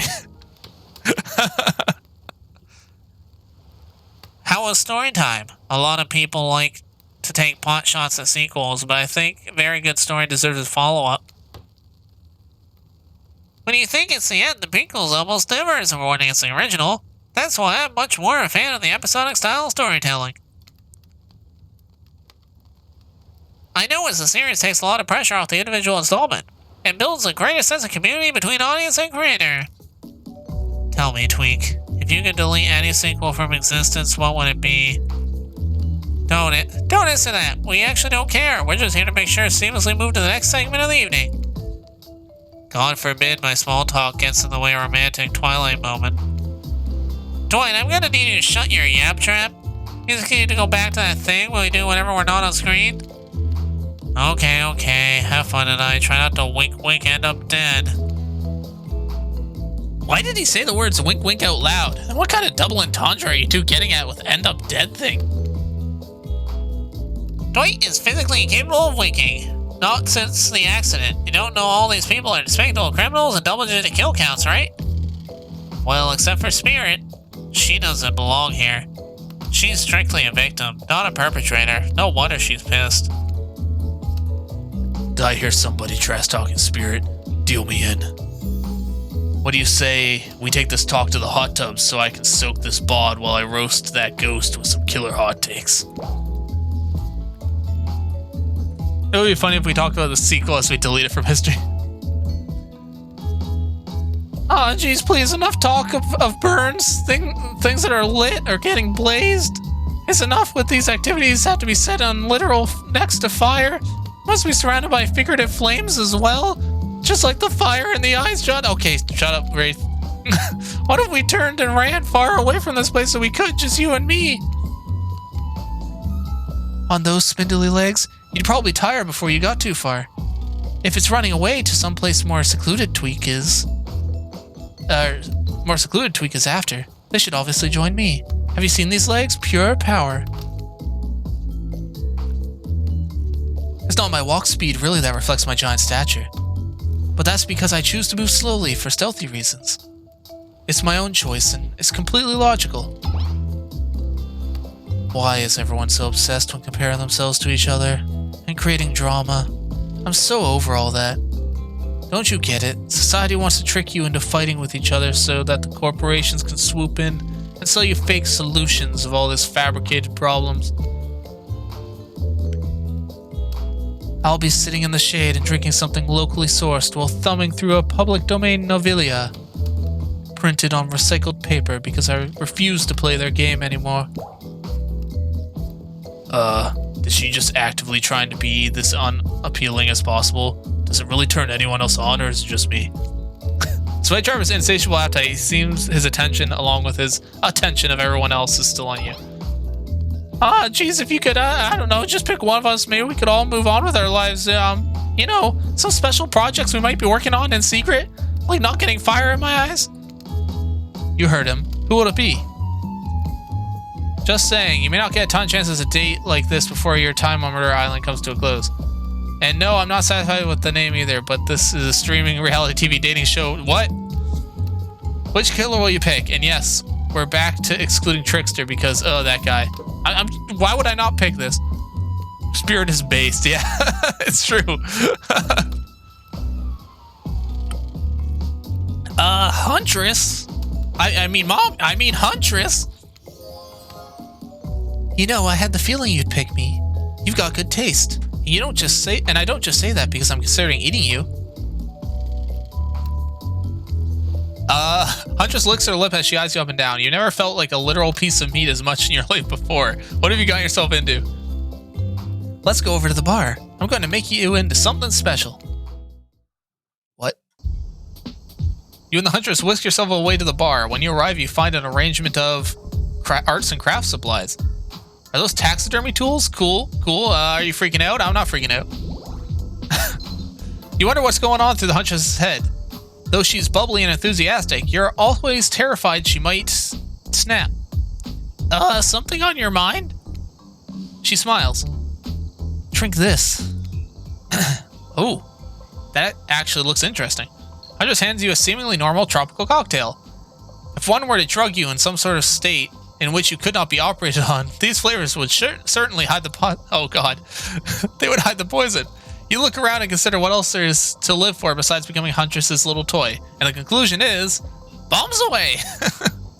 You pound back the drink. It's quite nice. I mean, at this point, I wonder if she could crush or break cinder blocks. Probably. Probably easily. I've been thinking about making you a present. A mask. Would you be into that? Yes, of course. I've always admired yours. What would you like?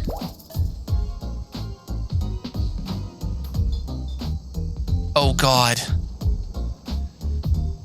Will it sound like I'm copying her if I pick the rabbit mask? I feel like the fluffy cat mask is gonna be a little crazy. Rabbit mask. A rabbit mask. One like yours, please. Well, that's not very creative, is it? Damn. Damn. Damn. I done fucked up. Oh well. Huntress is annoyed, but then her face lights up. Oh, wait a second. Or wait, is this brilliant? We can use this as a tactical advantage. Like there's two of us, we can attack from both sides. Yes, that's exactly what I was thinking. Well, I know what I'm gonna be working on tonight. All alone, in my skimpy pajamas. Oh, Huntress winks at you. Should we just like get out of here? These drinks are making me pretty sleepy. Maybe we should get out of here. Maybe, you know, go directly to your bed? That's not how tonight goes. I mean, it's not how it's supposed to go. At least not yet. Soon. Damn it. I felt like she was hinting on with all that. Huntress, you got lots of hobbies. You need to share something you're passionate about. Oh, sorry. Something less deadly than throwing axes and chasing survivors, maybe just a thought. Like making more, making more masks? Or making matching gloves? No, you little joker. I'm thinking of a different type of making. Making our victims die. Fast, medium, slow deaths, depending on the mood we're in. Thank you for the hydrate.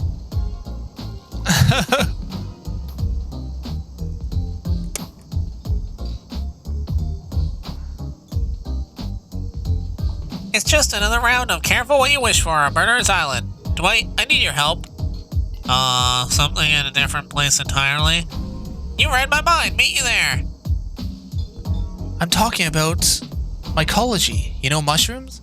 I picked a lot of them, and I'm very familiar with which ones to make a great soup base, and which ones will make you super dead. I'll show you 2 mushrooms. You point out the one that's safe to eat. Oh, okay. Sounds easy enough. Oh, shh.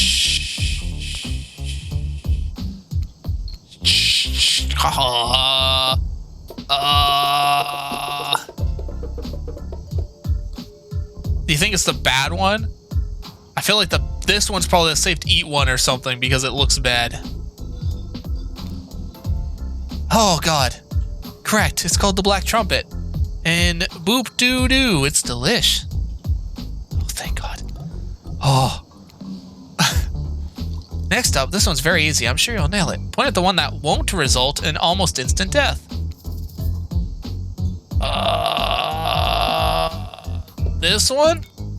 Uh-oh, you would have eaten the deadly dapperling, which has the name of both adorable and, well, deadly. Adorable and deadly. You know anyone like that? Oh. Both are yeah, I think they both are. Final question. Which will make you jump for joy and which will make you vomit until you die?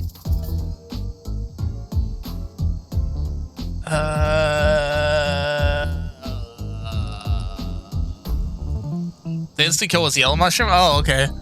Maybe. I mean, they were both deadly. So one's good and one will make me vomit. This one looks like vomit, but it makes me think that it wouldn't.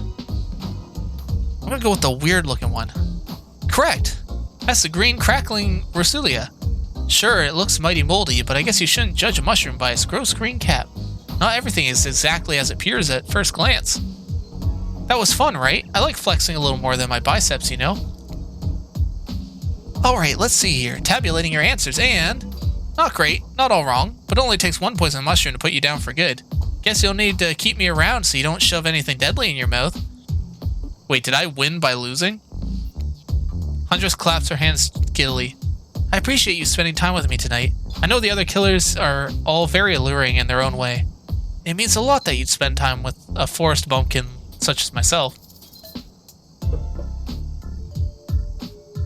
You're no bumpkin. You're no bumpkin. You're a strong, independent woman. Don't demean yourself. Huntress leaps at you with a knife on your throat.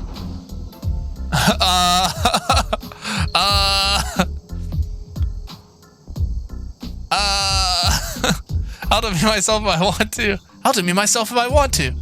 She's angry, but also turned on. This is what? I'm so confused. Did I get the right answer or the wrong answer? We're here. Claudia and Dwight are gathering everyone together. I guess it's hard to tell if a killer is into you or not. I'm just gonna save and pray that I did the right thing. Yes. Exactly what the voice said. I'm telling you, and I'm being honest here, the only one here that can hear me. What?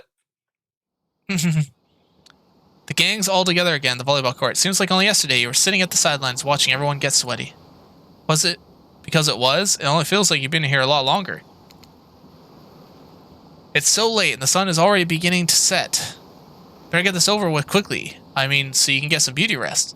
I don't recommend the eternal damnation of perpetual narratordom. Good thing you've really used your time well since then. Really get to know the gang. The brain, the Mongol, the basket case, and the psychotic bunny girl. You know, the 4 types of people. four very specific types of people, yes. Anyway, everyone who's gathered on the volleyball court for a new type of game. Pitch your dream date and see who Tweak chooses. Oh. Who's ready for a round robin? Ooh, how round are we talking? No, it's not to eat, Huntress. Each killer gets 2 minutes to tell you all about the dream date they planned for you tomorrow. In no particular order, which is a weird thing to mention, right? Almost like the order does matter. Wraith, why don't you go first? You look like you'd hate that. Stop talking. Sorry. Anyway, Wraith. Jeez, I don't know. I prefer to just tell Tweak privately. I don't really know how that's going to work in these game mechanics. What if you just whispered to Tweak? Wraith considers it for a long moment. Too long. That's fine. Without moving, Wraith lowers his voice to a barely audible whisper. Tomorrow, we had to find my bell.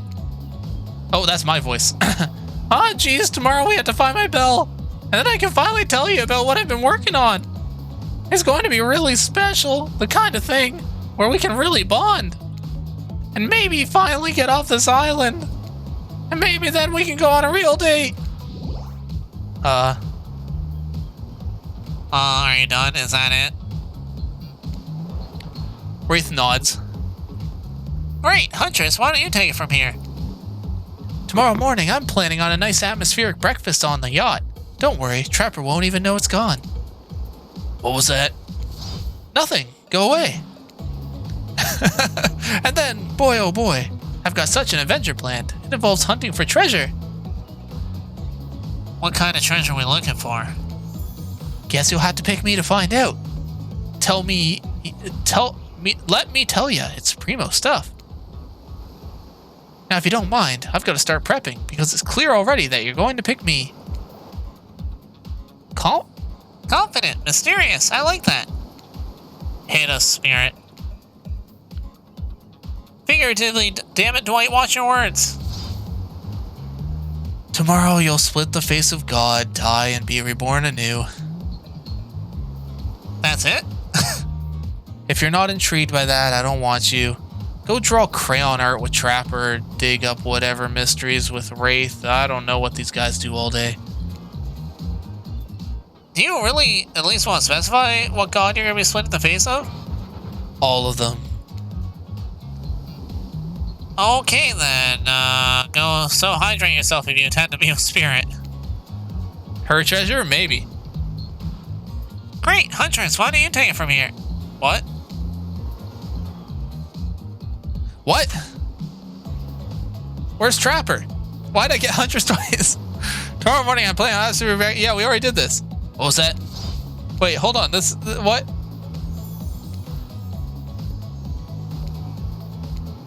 And time's up. What? What?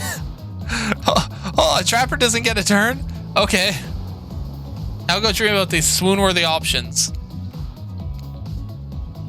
Did you two forget to mention something?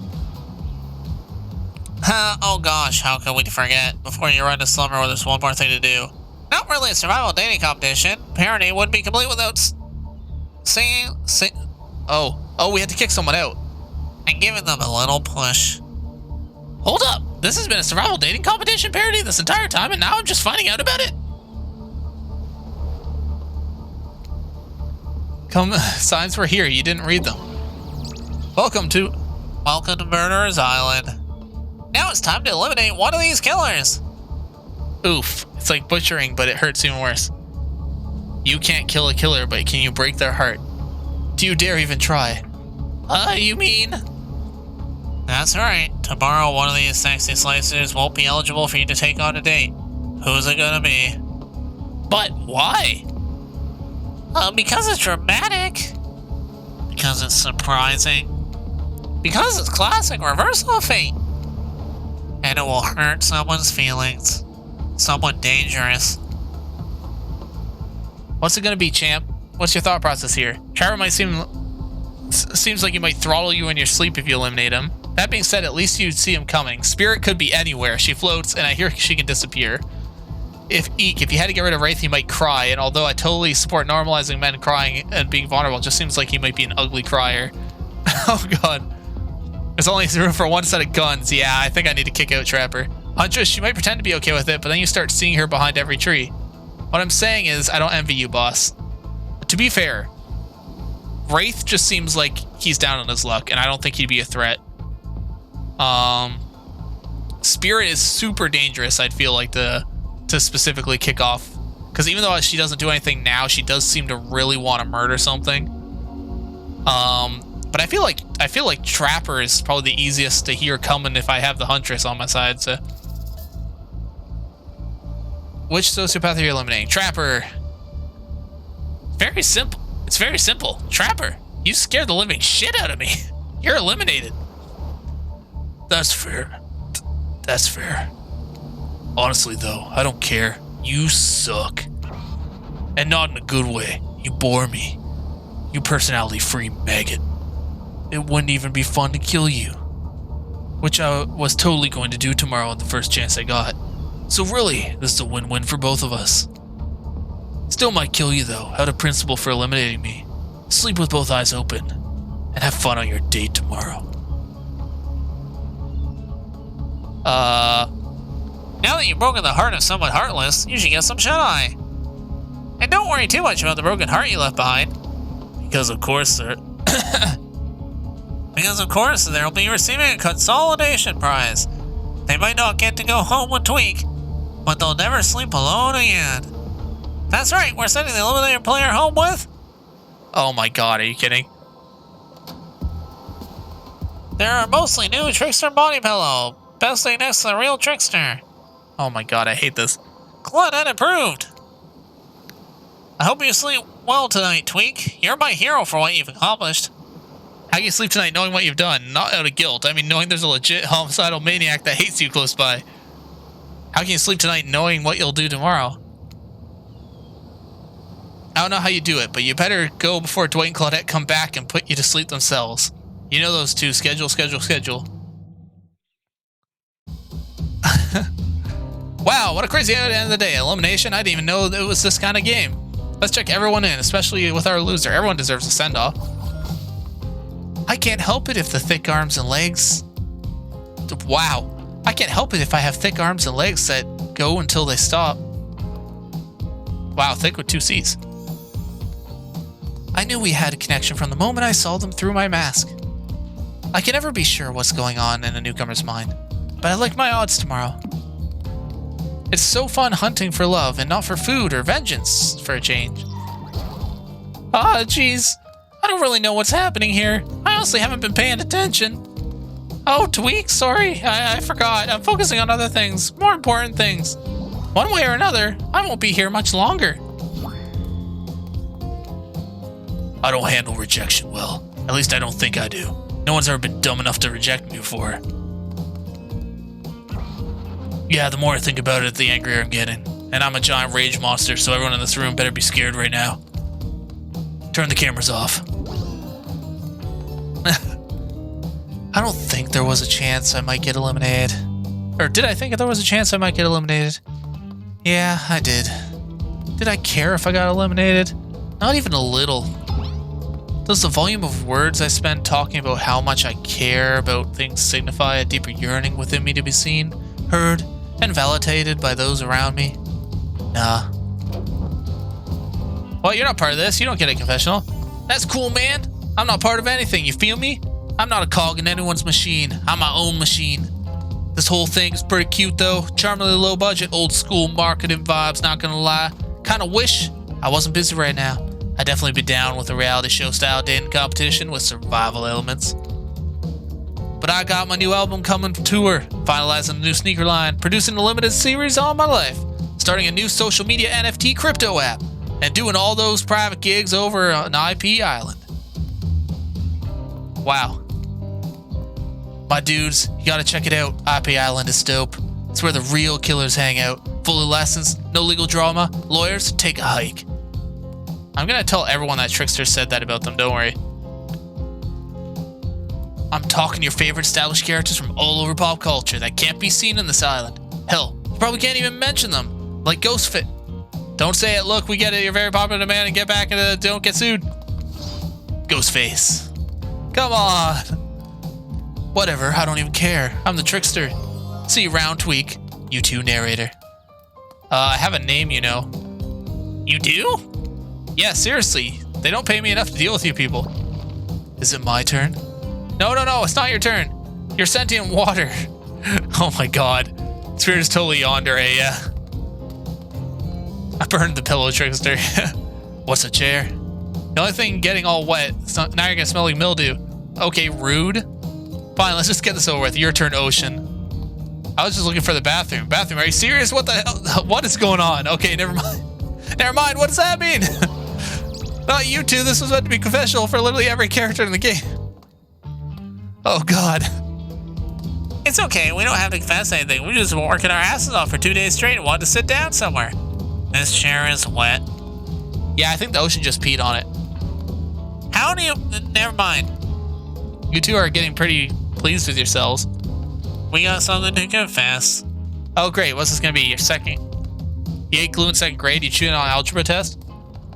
Watching Chapper get eliminated was the first time my unending spiral staircase of pain in my life that actually felt a modicum of joy.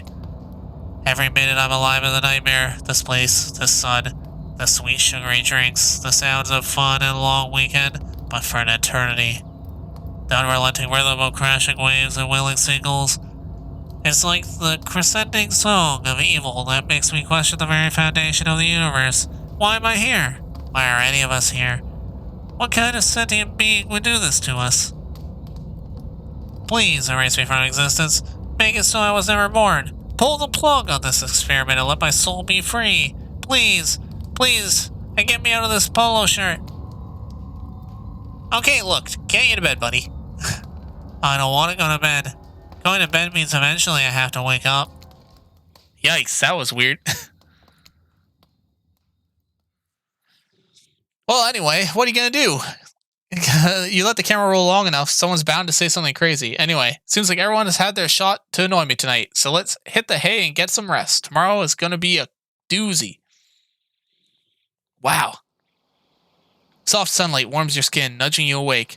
Also, you're using a killer crab as a pillow, which is sort of okay. What?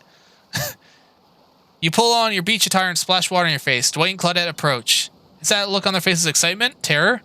You notice your stomach flutters with butterflies. Someone's in love. Or you've been infected with zombie butterflies in your sleep, which has happened here before, but it's probably the love thing. What? It's time! Claudette gestures the beach where the killers are all flanked by tiki torches. The scene is reminiscent of a TV show you used to hate watch with your ex. I had an ex? Suddenly, the message is clear. You're going to declare your affections for the killer in front of several other killers. Hey, isn't Trickster supposed to be here? We paid him good money to make his half-assed cameos in the show. But before they walk you over for the big moment...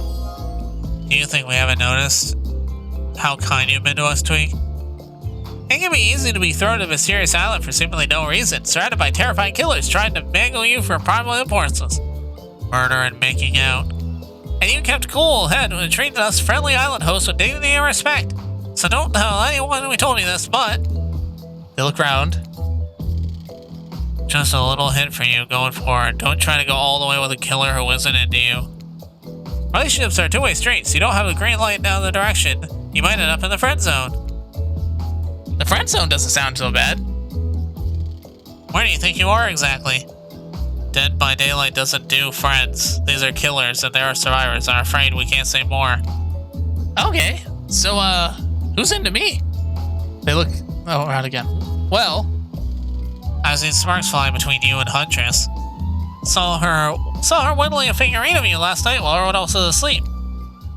So you ready? Okay. Here we go. You make your way over to the row of hotties. Claudette, Dwight stand off on the side, hands behind their backs. It's been quite the 48 hours, but here clearly sparks in the air, and I'm not just talking about the rusty chainsaw, though I do recommend staying away from those sparks. It's time for the newcomer to confess their love!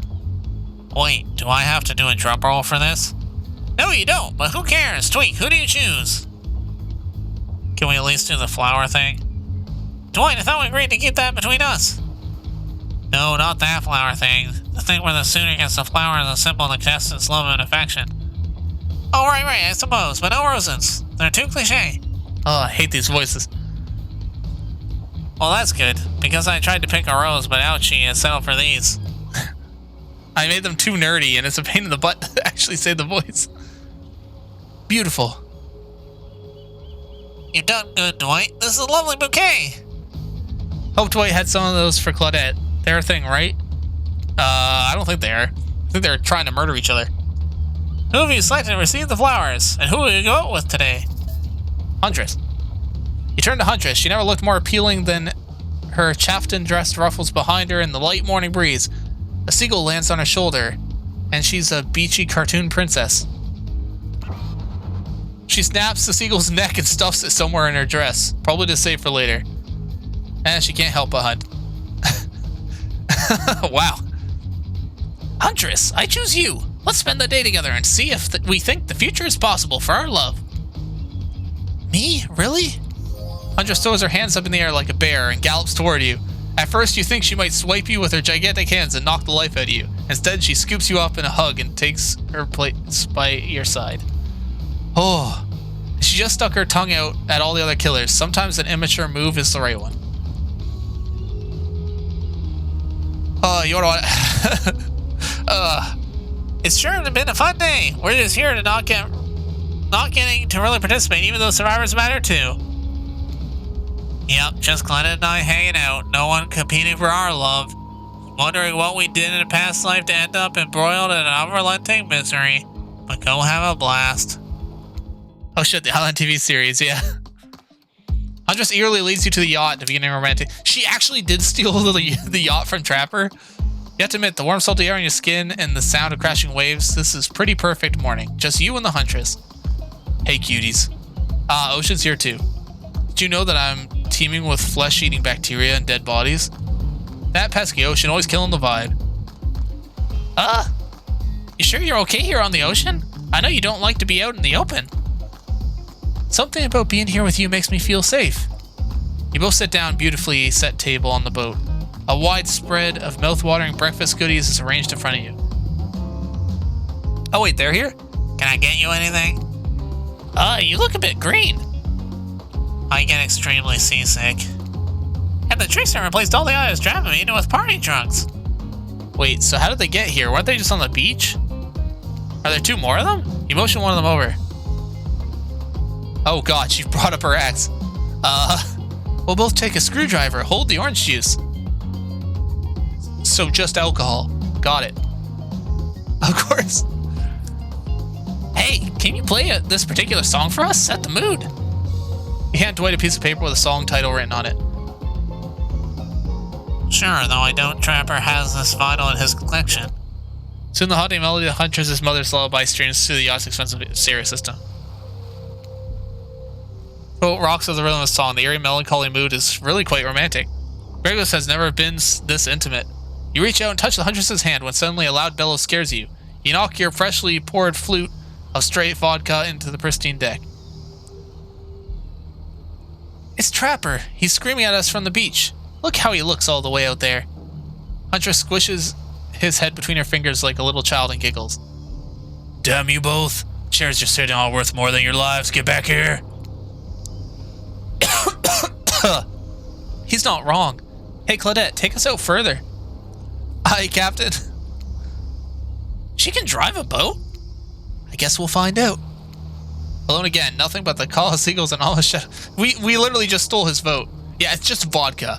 It was a screwdriver with no orange juice. I have something for you. In that pose? For me? Huntress reveals a package wrapped in a bloodied apron. You clap your hands like a kid on their birthday. I made a mask for you. I almost forgot. But I bet you didn't. The whole reason you pursued Huntress, I bet. Definitely for the mask. No other reason. Definitely for the mask. Here you go. Oh, it's beautiful. It's perfect. You put it on. It fits your face like a face glove. He gives the Huntress through the eyes of the mask. A swell of motion surges through you. One has become two. Two rabbits multiplying even in mask form. Let's go back to my place. She downs her screwdriver. Wow, that was, the tension is palpable as you enter the cabin. You could cut it with a hatchet. Give me a break. It's day 3 of Killer Jokes. The narration only has so much mojo. Huntress sits you down at the cluttered table in the kitchen. You notice the bloodstains that have crept into every nook and cranny of the wooden planks. What poor creature died on this table? Did they suffer? What do you care if they suffered? Get back in the ocean, Ocean. Stop backseating. Stay here.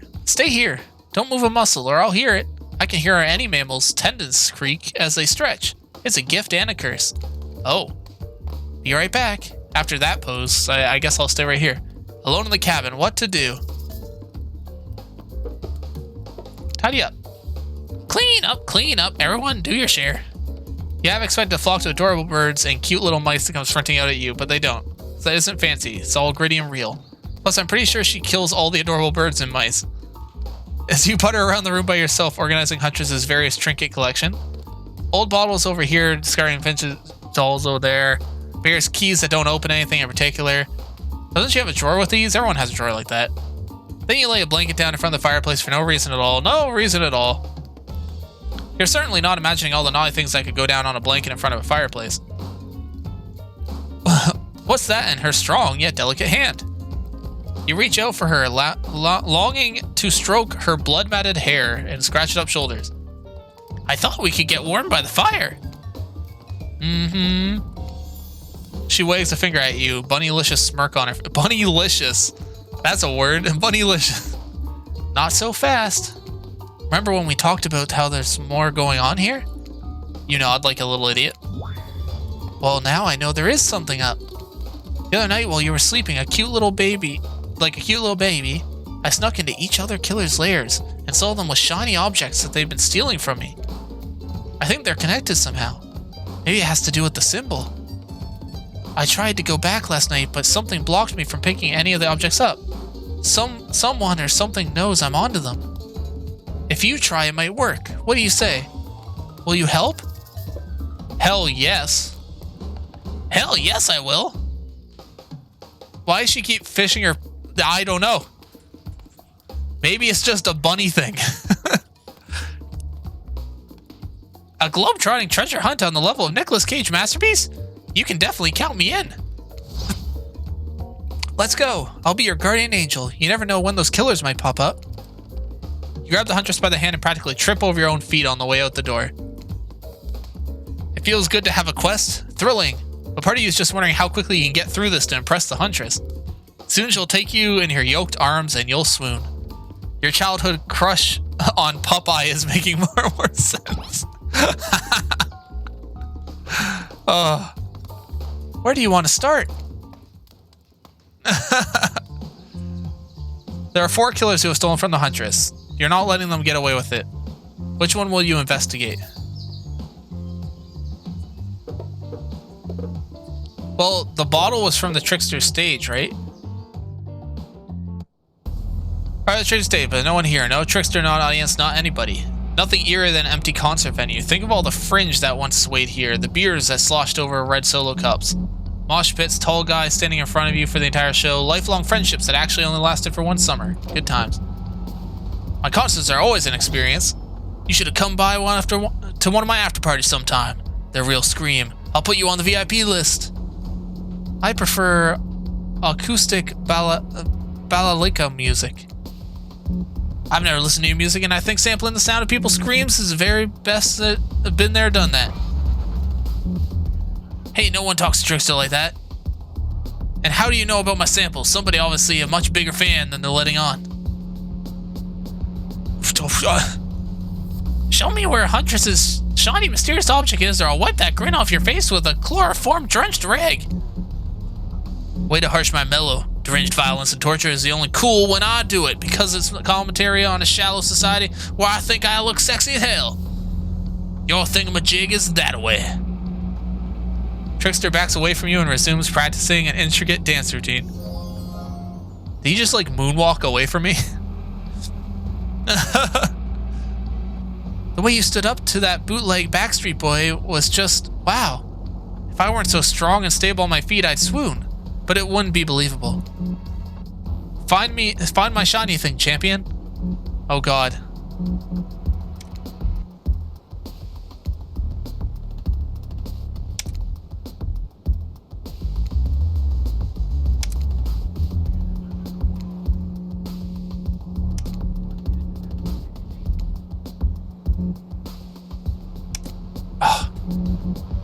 Oh, you did it. Okay.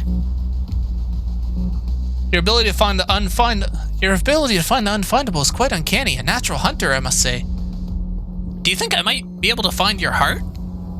I would hope so. It's very important to locate and remove all the internal organs of your prey as soon as you fell them, so the meat doesn't spoil. Innocent huntress. Doesn't understand. What's this? You found a gold coin. Oh, interesting. Fur killers who have stolen from huntress. They're not going to let them get away with it. You can avoid going to Trickster's stage a second time, which is good because the whole mood there was just off. Which will you investigate? Let's go to Wraith next. You arrive at the Wraith's oddball hangout zone. You immediately understand why they call it the cosmic dump. They being me. It's as if all the items and elements are from all over the universe and space. Also, it's a damn mess. But it's undoubtedly a special place where the very air you breathe makes you feel that you're part of something much, much larger. I'm going to go hunt us some lunch while you find the object. You'll know it when you see it because it's extremely shiny. How long have you been standing there? Aw, jeez, are we ever really there? I don't have time for your existential crisis today, Wraith. Huntress and I are totally gonna get it on soon, I think. I hope. Look, I need to find a special object you have hidden here. You stole it from Huntress, and she knows it. Aw, jeez, you're trying to figure out this whole thing, too? Oh, come check this out. Bit of subject change, but sure. Wraith leads you to a telescope. Through you can see a far-off island in the distance. Holy smokes, is that? Sorry, I actually have no idea what that is. You mind filling me in? Where all the coolest killers from intellectual properties are legally obligated not to be mentioned by name to hang out and party. Hollywood celebs and Silicon Valley moguls. Geez, not even all zoom in. Over here.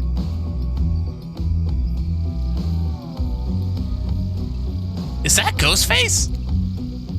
I said not to name them. Oh, geez, now I have to clear the rights. You have no idea how much the lawyer charges by the hour. Oh, sorry, just got... Oh, sorry. Hey, sorry, he just kind of popped up. Oh, geez, I'm telling you, there's something crazy going on here.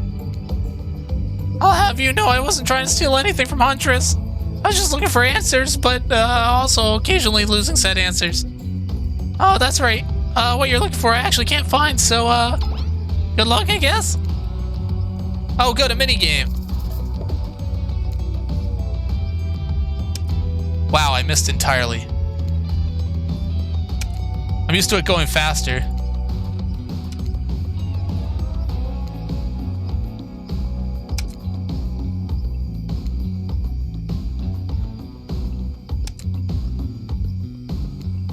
See an old pair of glasses on the ground and quickly grab them. You found it! So shiny! I knew I could count on you, Tweak. And that's saying something, because I literally never learned to count via any traditional system of numbers. Let's get out of here. It's hard to believe that these old glasses mean anything special. A lady like Huntress deserves whatever she wants. You spend a moment imagining Huntress with glasses. Would she wear them over the mask or under the mask? Hey, that's not just some junk. Those are my reading glasses. I just subscribed to highlights. What the heck? Okay, we just stole his reading glasses. There are 4 killers who have stolen from Huntress. Not going to get with it. As for Waste's hangout, it's already covered. Avoiding the trickster stage a second time. Who should we investigate? Let me say... Oh, I can't save. Okay, I'll save in the next cutscene. I need half a second. Okay, I'll be right back.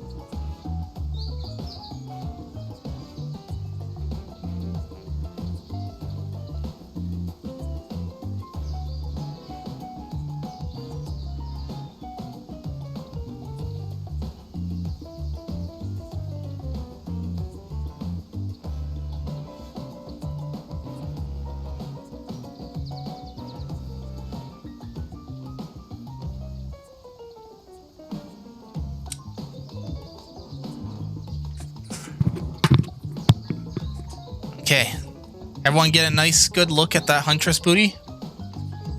Okay. Excellent. Off to the Spirit's Lighthouse. This place is spooky as heck. Wasn't the beach all sunny and beautiful a moment ago? Nope. It's all a lie. You telling me that your precious shiny thing's up there? It's pretty great, right? Finally, a good chance to activate these quads. I don't get legs like this from standing still. But you already know I love a good workout. Running, jumping, climbing, roughhousing. Ooh. Get that damn shiny thing before your immeasurable horniness melts your brain. Yeah, I called it out. It's obvious to everyone. Just own it. So, shall we? Inside the lighthouse, it's so dark you can barely see a step in front of you, but that's okay because you got about 100 stairs to practice getting the hang of it in the dark. However, something in this gloomy place is really wearing you out and messing with your otherwise happy, horny aura. You can practically feel your mood going down, down, down as you climb up, up, up, higher. Before you finally arrive at the top. Spirit, you're looking pleased with yourself. Yeah, I'm getting the hang of this whole being dead thing. Did you totally get sadder the closer you got to the top of the tower? That was me. I've got to share the wealth, and by wealth I mean unending despair. You're probably here for the one of your precious shiny things I've stolen. Good luck finding it. I'll be over here reading if you need me. Let's find the shiny thing. Anything to brighten the mood in here. Don't miss the treasure. This is a treasure hunt, not a treasure miss.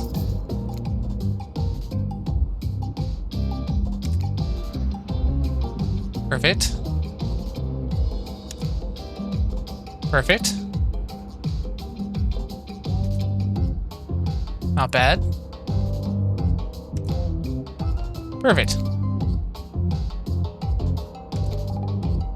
Perfect. Yes! You're really going a long way to prove your dedication to me. You know I noticed, right? I can see a raccoon lick itself from 200 yards away in pitch darkness. I definitely see you working your little butt off for me. Wow, that's not a metaphor I thought I'd hear. Shiny thing get, a bottle opener. That's a fancy item? You're a real team player. Hey. No. Stop. Spirit doesn't even look up from the book. I think you're fine to just leave. Hey. No. Stop. Don't leave. You can't escape. You check off the lighthouse, the race hangout, and the trickster stage. Which one to investigate? Trapper's Cave.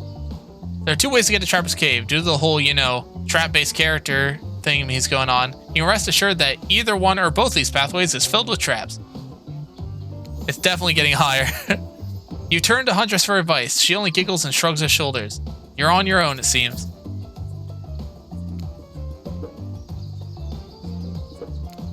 Ah, yes, the forest. Underground, I mean, come on, putting yourself on the ground voluntarily, that's just asking to be dead. Okay, let's hope I did the right thing. I figure she'll be better in the forest than underground. But no matter the Huntress' domain, you think you keep you safe. As long as you're wrong, you take a step on a beaten path and lands you one of the bear traps. You swore he'd get you. Hear a maniacal laugh as you bleed out. Ah, you stepped on... Oh, no. Ah, you stepped in one of my bear traps. Swore I'd get you. I just said that. Seen a lot of trapped animals. I can confirm he got you. Well, crap. It's fatal. Darn it, Trapper. Not again. Oh, really? Try again. Wow. How far back is it going to put me? Oh my god, really? And my last save was in the wrong spot, wasn't it? Because it was right after. Yep. Oh, damn it. Oh, man. Okay, well, we're just gonna spam through this.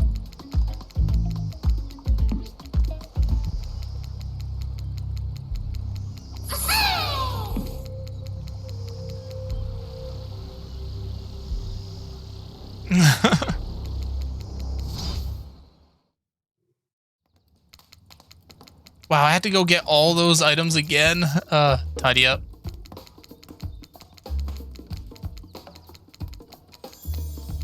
The thing is, like, how am I supposed to know to save before?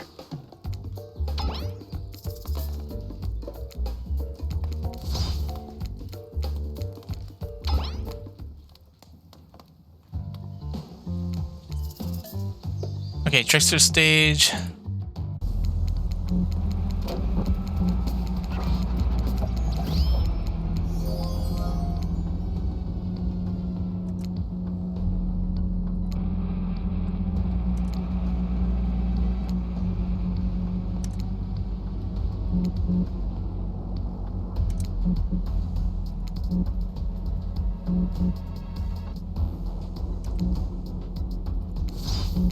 Okay, did it?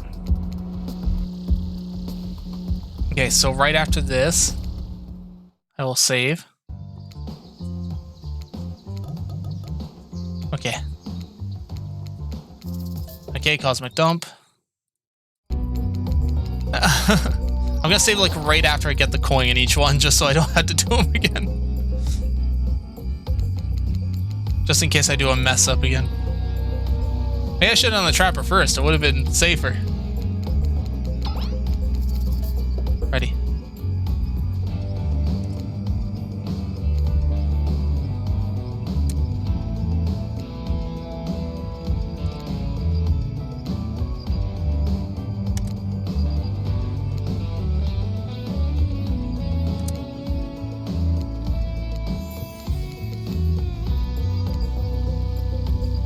Okay, got the glasses.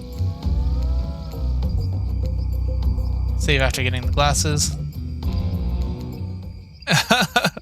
Just in case. I don't think I can fail until I do the trapper part, so. I guess Trapper was pissed that I dumped him.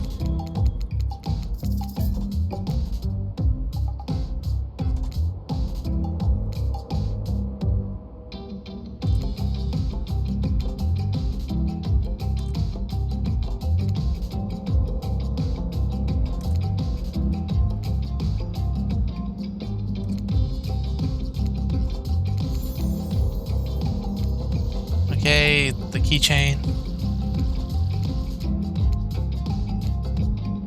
Save. Okay. Okay, we're back to where we were. Okay. Trapper's Cave. 2 ways.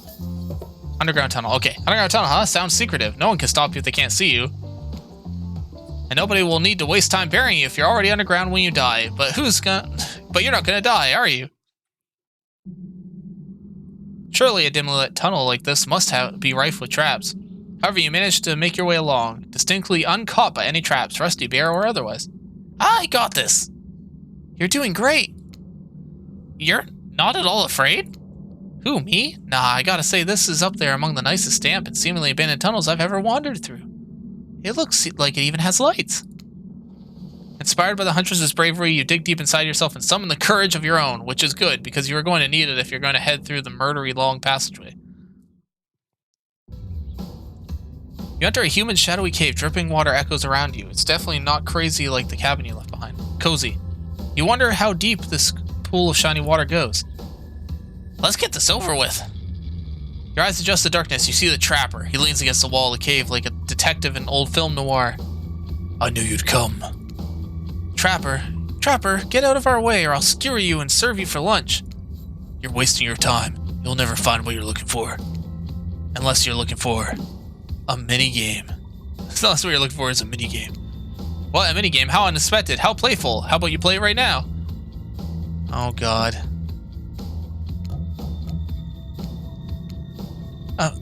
Yes, hunt now, okay.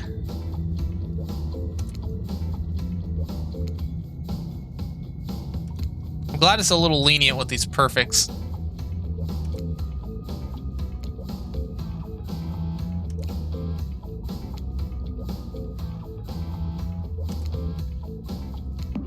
You did it! You found my lost shiny object! I'm so grateful I could kiss you right now. But I won't, because I'm pretty sure Trapper didn't actually leave, and he's still over in the shadows watching us. Later, Trapper, you thieving little perv. Hey, that's not fair. I'm huge. I'm huge. Have you seen these guns? This is why I don't need a weapon. Come on. Come on, Tweak. Let's hurry to the next place. Yay! A shiny pen! Huntress shiny thing, and it's a regular old pen, but we don't need to point that out. She's happy, and that's all that matters. Phew, that was fun and scary. Good to see the other killers taking their heartbreak in stride, more or less. Really nice tour of some of the island's lesser-known haunts. Haha, boom, still got it. We make a pretty good team, you and I. What can I say? I appreciate a fine collection. Now that yours is back in order, maybe we can head back inside to appreciate it. And you collect a certain other special gift I've been meaning to give you. A special gift? Is it shiny? Oh, as she raises her dress. I suppose it could be if you oiled it up enough. Oh my god. I'm gonna be ill. Oh my god, there's gonna be so many, like, after, like, Lusty Gollum and stuff, there's gonna be so many voice lines from Tweak that are just horn dog voice lines. When you enter a cabin, it's dark, barely lit, deep shadows stretching from wall to wall. Somehow it manages to be a little terrifying, but also a little romantic. You barely even notice, you've got other things on your mind. You're practically undressing each other as you walk through the door, minds elsewhere. Neither of you realize the door was wide open already. You were incredible. Every time you found one of the objects, my heart beat faster and faster. Your nimble hands. Is there anything they can't find? The fireplace is crackling. Your heart is pounding. The smell of cinnamon in the air. But wait. Who is that? Huntress quickly pulls her beach cover back on. My darling. An older Russian woman bearing a striking resemblance to Huntress waits warmingly, her hands by the fire. She turns to you and is shocked to see that she appears to come from a completely different time in history. Wrapped in old, unfamiliar clothes, she's completely out of place. Without thinking, you blurt out, "What an honor! It's you!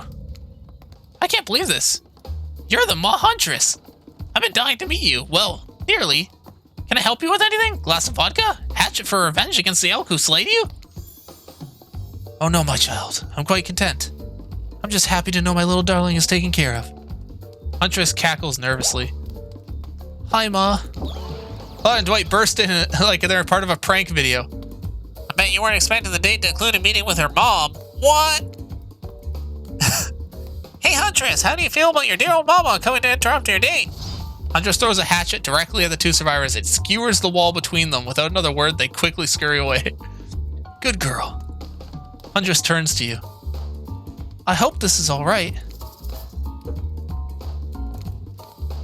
Of course it's okay. I give great parent?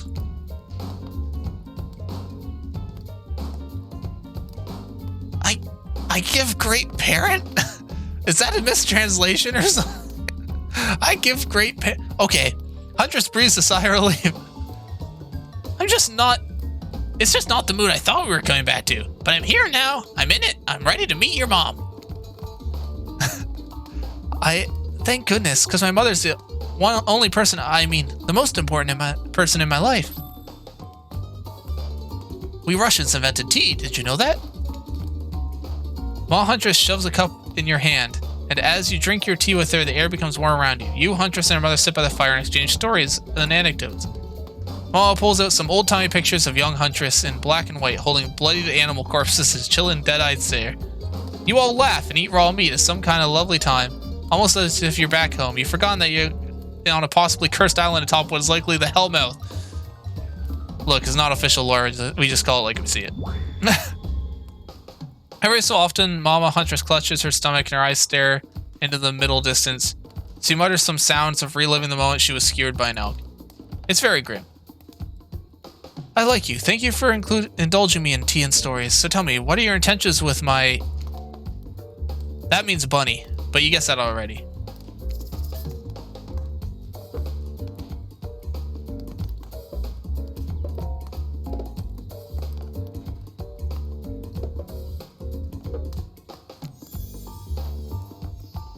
All that's on my mind is family. To forge our own forest dwelling and a brood of half a dozen at least, hunting side by side forever. While Huntress smiles at you, she reaches her bloody cloak and pulls out a handkerchief with a flower on it. For you, the one worthy of my Anna. Use it to clean that hatchet of viscera. You take the handkerchief, it's soft and smells of spices. I'll take good care of this. You point to Huntress. Her on the other hand, she can take care of herself. Huntress is ecstatic. You've won over her mom. No easy task. Oh yeah, I did it. My time on this plane is coming to an end. The weird magic from the Ghost Girl's Black Lighthouse won't keep me here for long. Oh, so Spirit sent her over. I don't want to get into the logic of this, but yeah, that Black Lighthouse can bring ghosts back to life. If you're still here, you're willing to believe anything. It was Spirit who brought you back? I have to thank her. Huntress Mall's face begins to fade. Huntress cries. You can picture you can picture her at 6 years old, lying over her mother's dead body. I fully support this union. I feel good leaving my daughter on this cruel earth with you. You share a meaningful look with the mother and your beloved. Mama Huntress fades away, leaving you and the Huntress alone again. Not a second later, Colette and Dwight storm back in, not alone too long on this island. It's time for a dramatic scene between the lovers. Shall we adorn the forest clearing for ambience? What? You and the Huntress stand holding hands in the forest clearing. Dwight and Claudette watch your interactions closely, too closely. Hey, I've really loved hanging out with you. I think it's time. Time for... oh my, okay, I'm ready for this. Time for you to call me by my real name, like my mother does. Will you call me Anna? Oh, that, yeah, of course. I think Anna's a beautiful name. You're a beautiful person, Anna. Tweak, do you know what I'd like to do right now with you, beneath the moonlight? I'm feeling closer to you than I ever have before. There's nothing I'd rather do right now than... She averts her eyes. Does she mean what she thinks? What you think she means? Nope, she's looking at Dwight and Claudette. Chop those two fools up with you. Absolutely. My hatchet is as sharp as my love for you. Let's get bloody. It's a gruesome scene as you and the Huntress go to town on the innocent survivors who just wanted to help you guys out. We are being forced to help you. You can... I can't hear you, hon, on account of the congealing blood in your mouth. Once you make quite a mess of the survivors, you and the Huntress look at each other with manic eyes. Shall we return to the cabin? I'd love to get you out of that beachwear and into something a little less... Where? I thought you'd never ask. Okay, I need to save to make sure I don't fuck this up somehow. Okay. Once inside the cabin, Huntress strips off her chaftan, revealing every curve of her muscled bod. Hey, there we go. Let's hide that again. You follow her lead, disrobing for the first time since waking up here on the island. Yes, you've been sleeping in your clothes, no judgment, strange new place. You kiss, and oh, wow. And yet, if you are wondering, it looks like she's gonna keep the bunny mask on for this sexy time. This is the part where I skedaddle. Decapitation, sure. Tiger maulings, love it. Dudes crushing other dudes in car crushers, gotta have it. But hanky-panky, I can't handle. I'll leave you horny kids to it. Ah, je amour, que est-ce? Que est-ce beau? Que est-ce beau? What? Just because Huntress speaks Russian doesn't mean I do. I speak Canadian French. But I am Canadian, I can... It's a thing, look it up. It is. Canadian French is just slangy, regular French. I mean, not slangy. I can't remember what they call it. They call it like... It's like the boony version of official French, I guess is what they think. I'm nervously running my mouth now. I just give you two time alone in the dark, maybe. Tell me if you've heard this one. A hillbilly, a doctor, and a clown walk into a bar. Fine, we'll get back to it. Post doing it, you and the Huntress lie together in the warmth of the fire. Everything is so perfect. You imagine Mama Huntress smiling down at you from beyond. Then you realize that's pretty gross to imagine her just having watched all of that, and you try to stop thinking about it. That was incredible. Tweak's got it.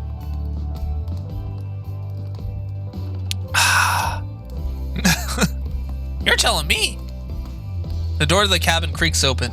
You cover yourself with a blanket.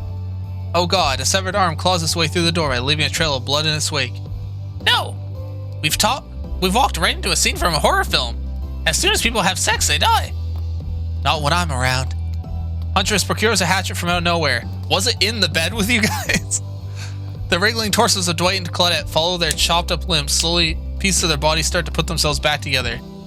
No way! What the fuck indeed, my friend. You thought this island would let us die permanently? Have you ever played Dead by Daylight?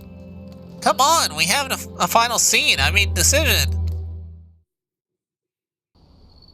Claudette and Dwight lead you and the Huntress back to the empty beach. Both bask in the glory of being freshly laid.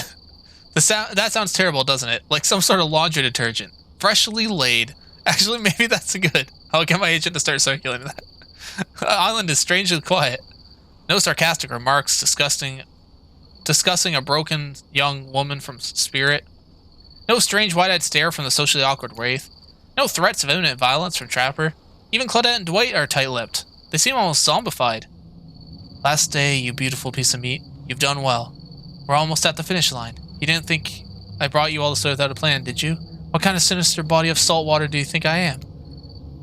I keep forgetting the ocean is a character. A whoosh of dark energy surrounds you and disappears as quickly as it came. The island noises begin to return. Birds chirp in the trees. The grass rustles with a light breeze. And oh look, the other killers are here at the fire pit for the final ceremony. I can't wait any longer. The pomp, the circumstance, it's agonizing. You're telling me. Stick to the script, Claudette. Okay, so Huntress, how do you feel about the newcomer? Are they everything your murderous little heart has ever longed for? Huntress stares you down for an agonizing moment. She steps toward you. My dear, I think this is true love. Come with me to the Red Forest. Let's hunt the woods together and have a family bursting with babies. We'll raise them as fierce warriors that can defend their family and home. In just a matter of days, you've gone from being completely alone to being the start of a clan of warriors. You did not see that coming. Ray starts to slow cap. No one joins in. Typical. Whatever. Love is a concept made up by the greeting card industry. I'm out of here. Spirit floats back to her black lighthouse. Look behind you, it's Trapper. Huntress, you bested me. She turns to you and offers a leathery he offers a leathery hand for a handshake. Congratulations, Tweak. I don't shake hands with losers. Trapper eyebrows shoot up, and then he smiles. Did not see that one coming. All right, kid. I mean, I hate you completely. I want to kill you mercilessly, but you're all right. But wait, you haven't said anything to Huntress. I love you too. Yes, let's move to the Red Forest immediately. Is 12 kids too many? Maybe it's this economy, but who cares? Why does it matter? You're going to be living in the forest hunting. Your heart is overflowing with joy as the Huntress embraces you and what you've been missing your whole life. A woman with shoulders the size of mountains, who won't take off her bunny mask even during intimate times. Yes, 1,000 times yes. You stare into the sunset and picture your life together. Happiness is real. Oh. The hunger ending. Huntress lifts her mask and you finally lay your eyes on her breathtaking natural beauty. You know, the cabin I grew up in doesn't have the amenities that my luxurious new beach house has.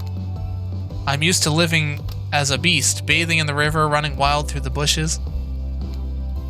While telling you this, Huntress has left her bathing suit behind and entered into the jungle. You haven't lived until you've been one with nature. Roar! You chase the Huntress into the woods, leaving your own bathing suit behind. The end. Oh, amazing. Oh, good stuff. Well, that was a thing. Yeah, score. We got Huntress. I can't imagine what like what the Trapper one or the Wraith one is like. Oh, that was good. There we go. I've got now a Cthulian sugar mommy and now a Russian Huntress sugar mommy that could clearly carry me on her shoulders. So, you know, we've got all the dates going on. I guess spoil it if you like. I mean, that's fine. Yeah, if you want to. Is that who you did? Did you do the Wraith? And I mean like as in the storyline and possibly the ending.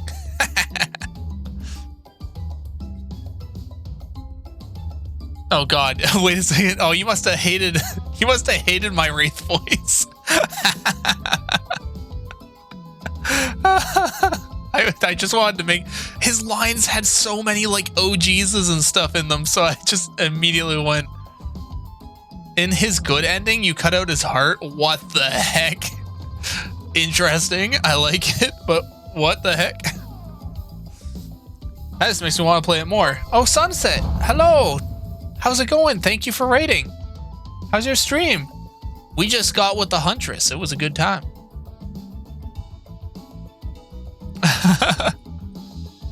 Welcome, welcome.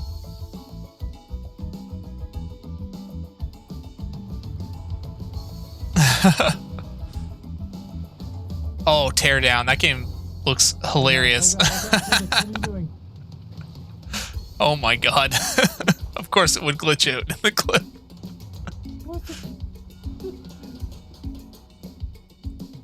What the shit? That seems about right for that game. Sweet animalistic love with 100. It's true. We're basically just naked animals in the woods at the end of Huntress's story. And starting a warrior clan. Seems pretty good. Makes it look a lot easier than it is. That's fair. That's fair. I love that, Chibata, that you and I had the same idea for the game to stream today. I saw you streaming it earlier and I'm like, oh my god. This Fox Girl is all for that. That's fair. The games that are like, not buggy, like that kind of, like janky, those are fun. That's the fun kind of jank. That's the best kind of jank. Oh, okay, fair enough. That makes sense. Excellent. And we get a Huntress on the loan. Oh, no, never mind. We get the Trapper on the Well, that was fantastic.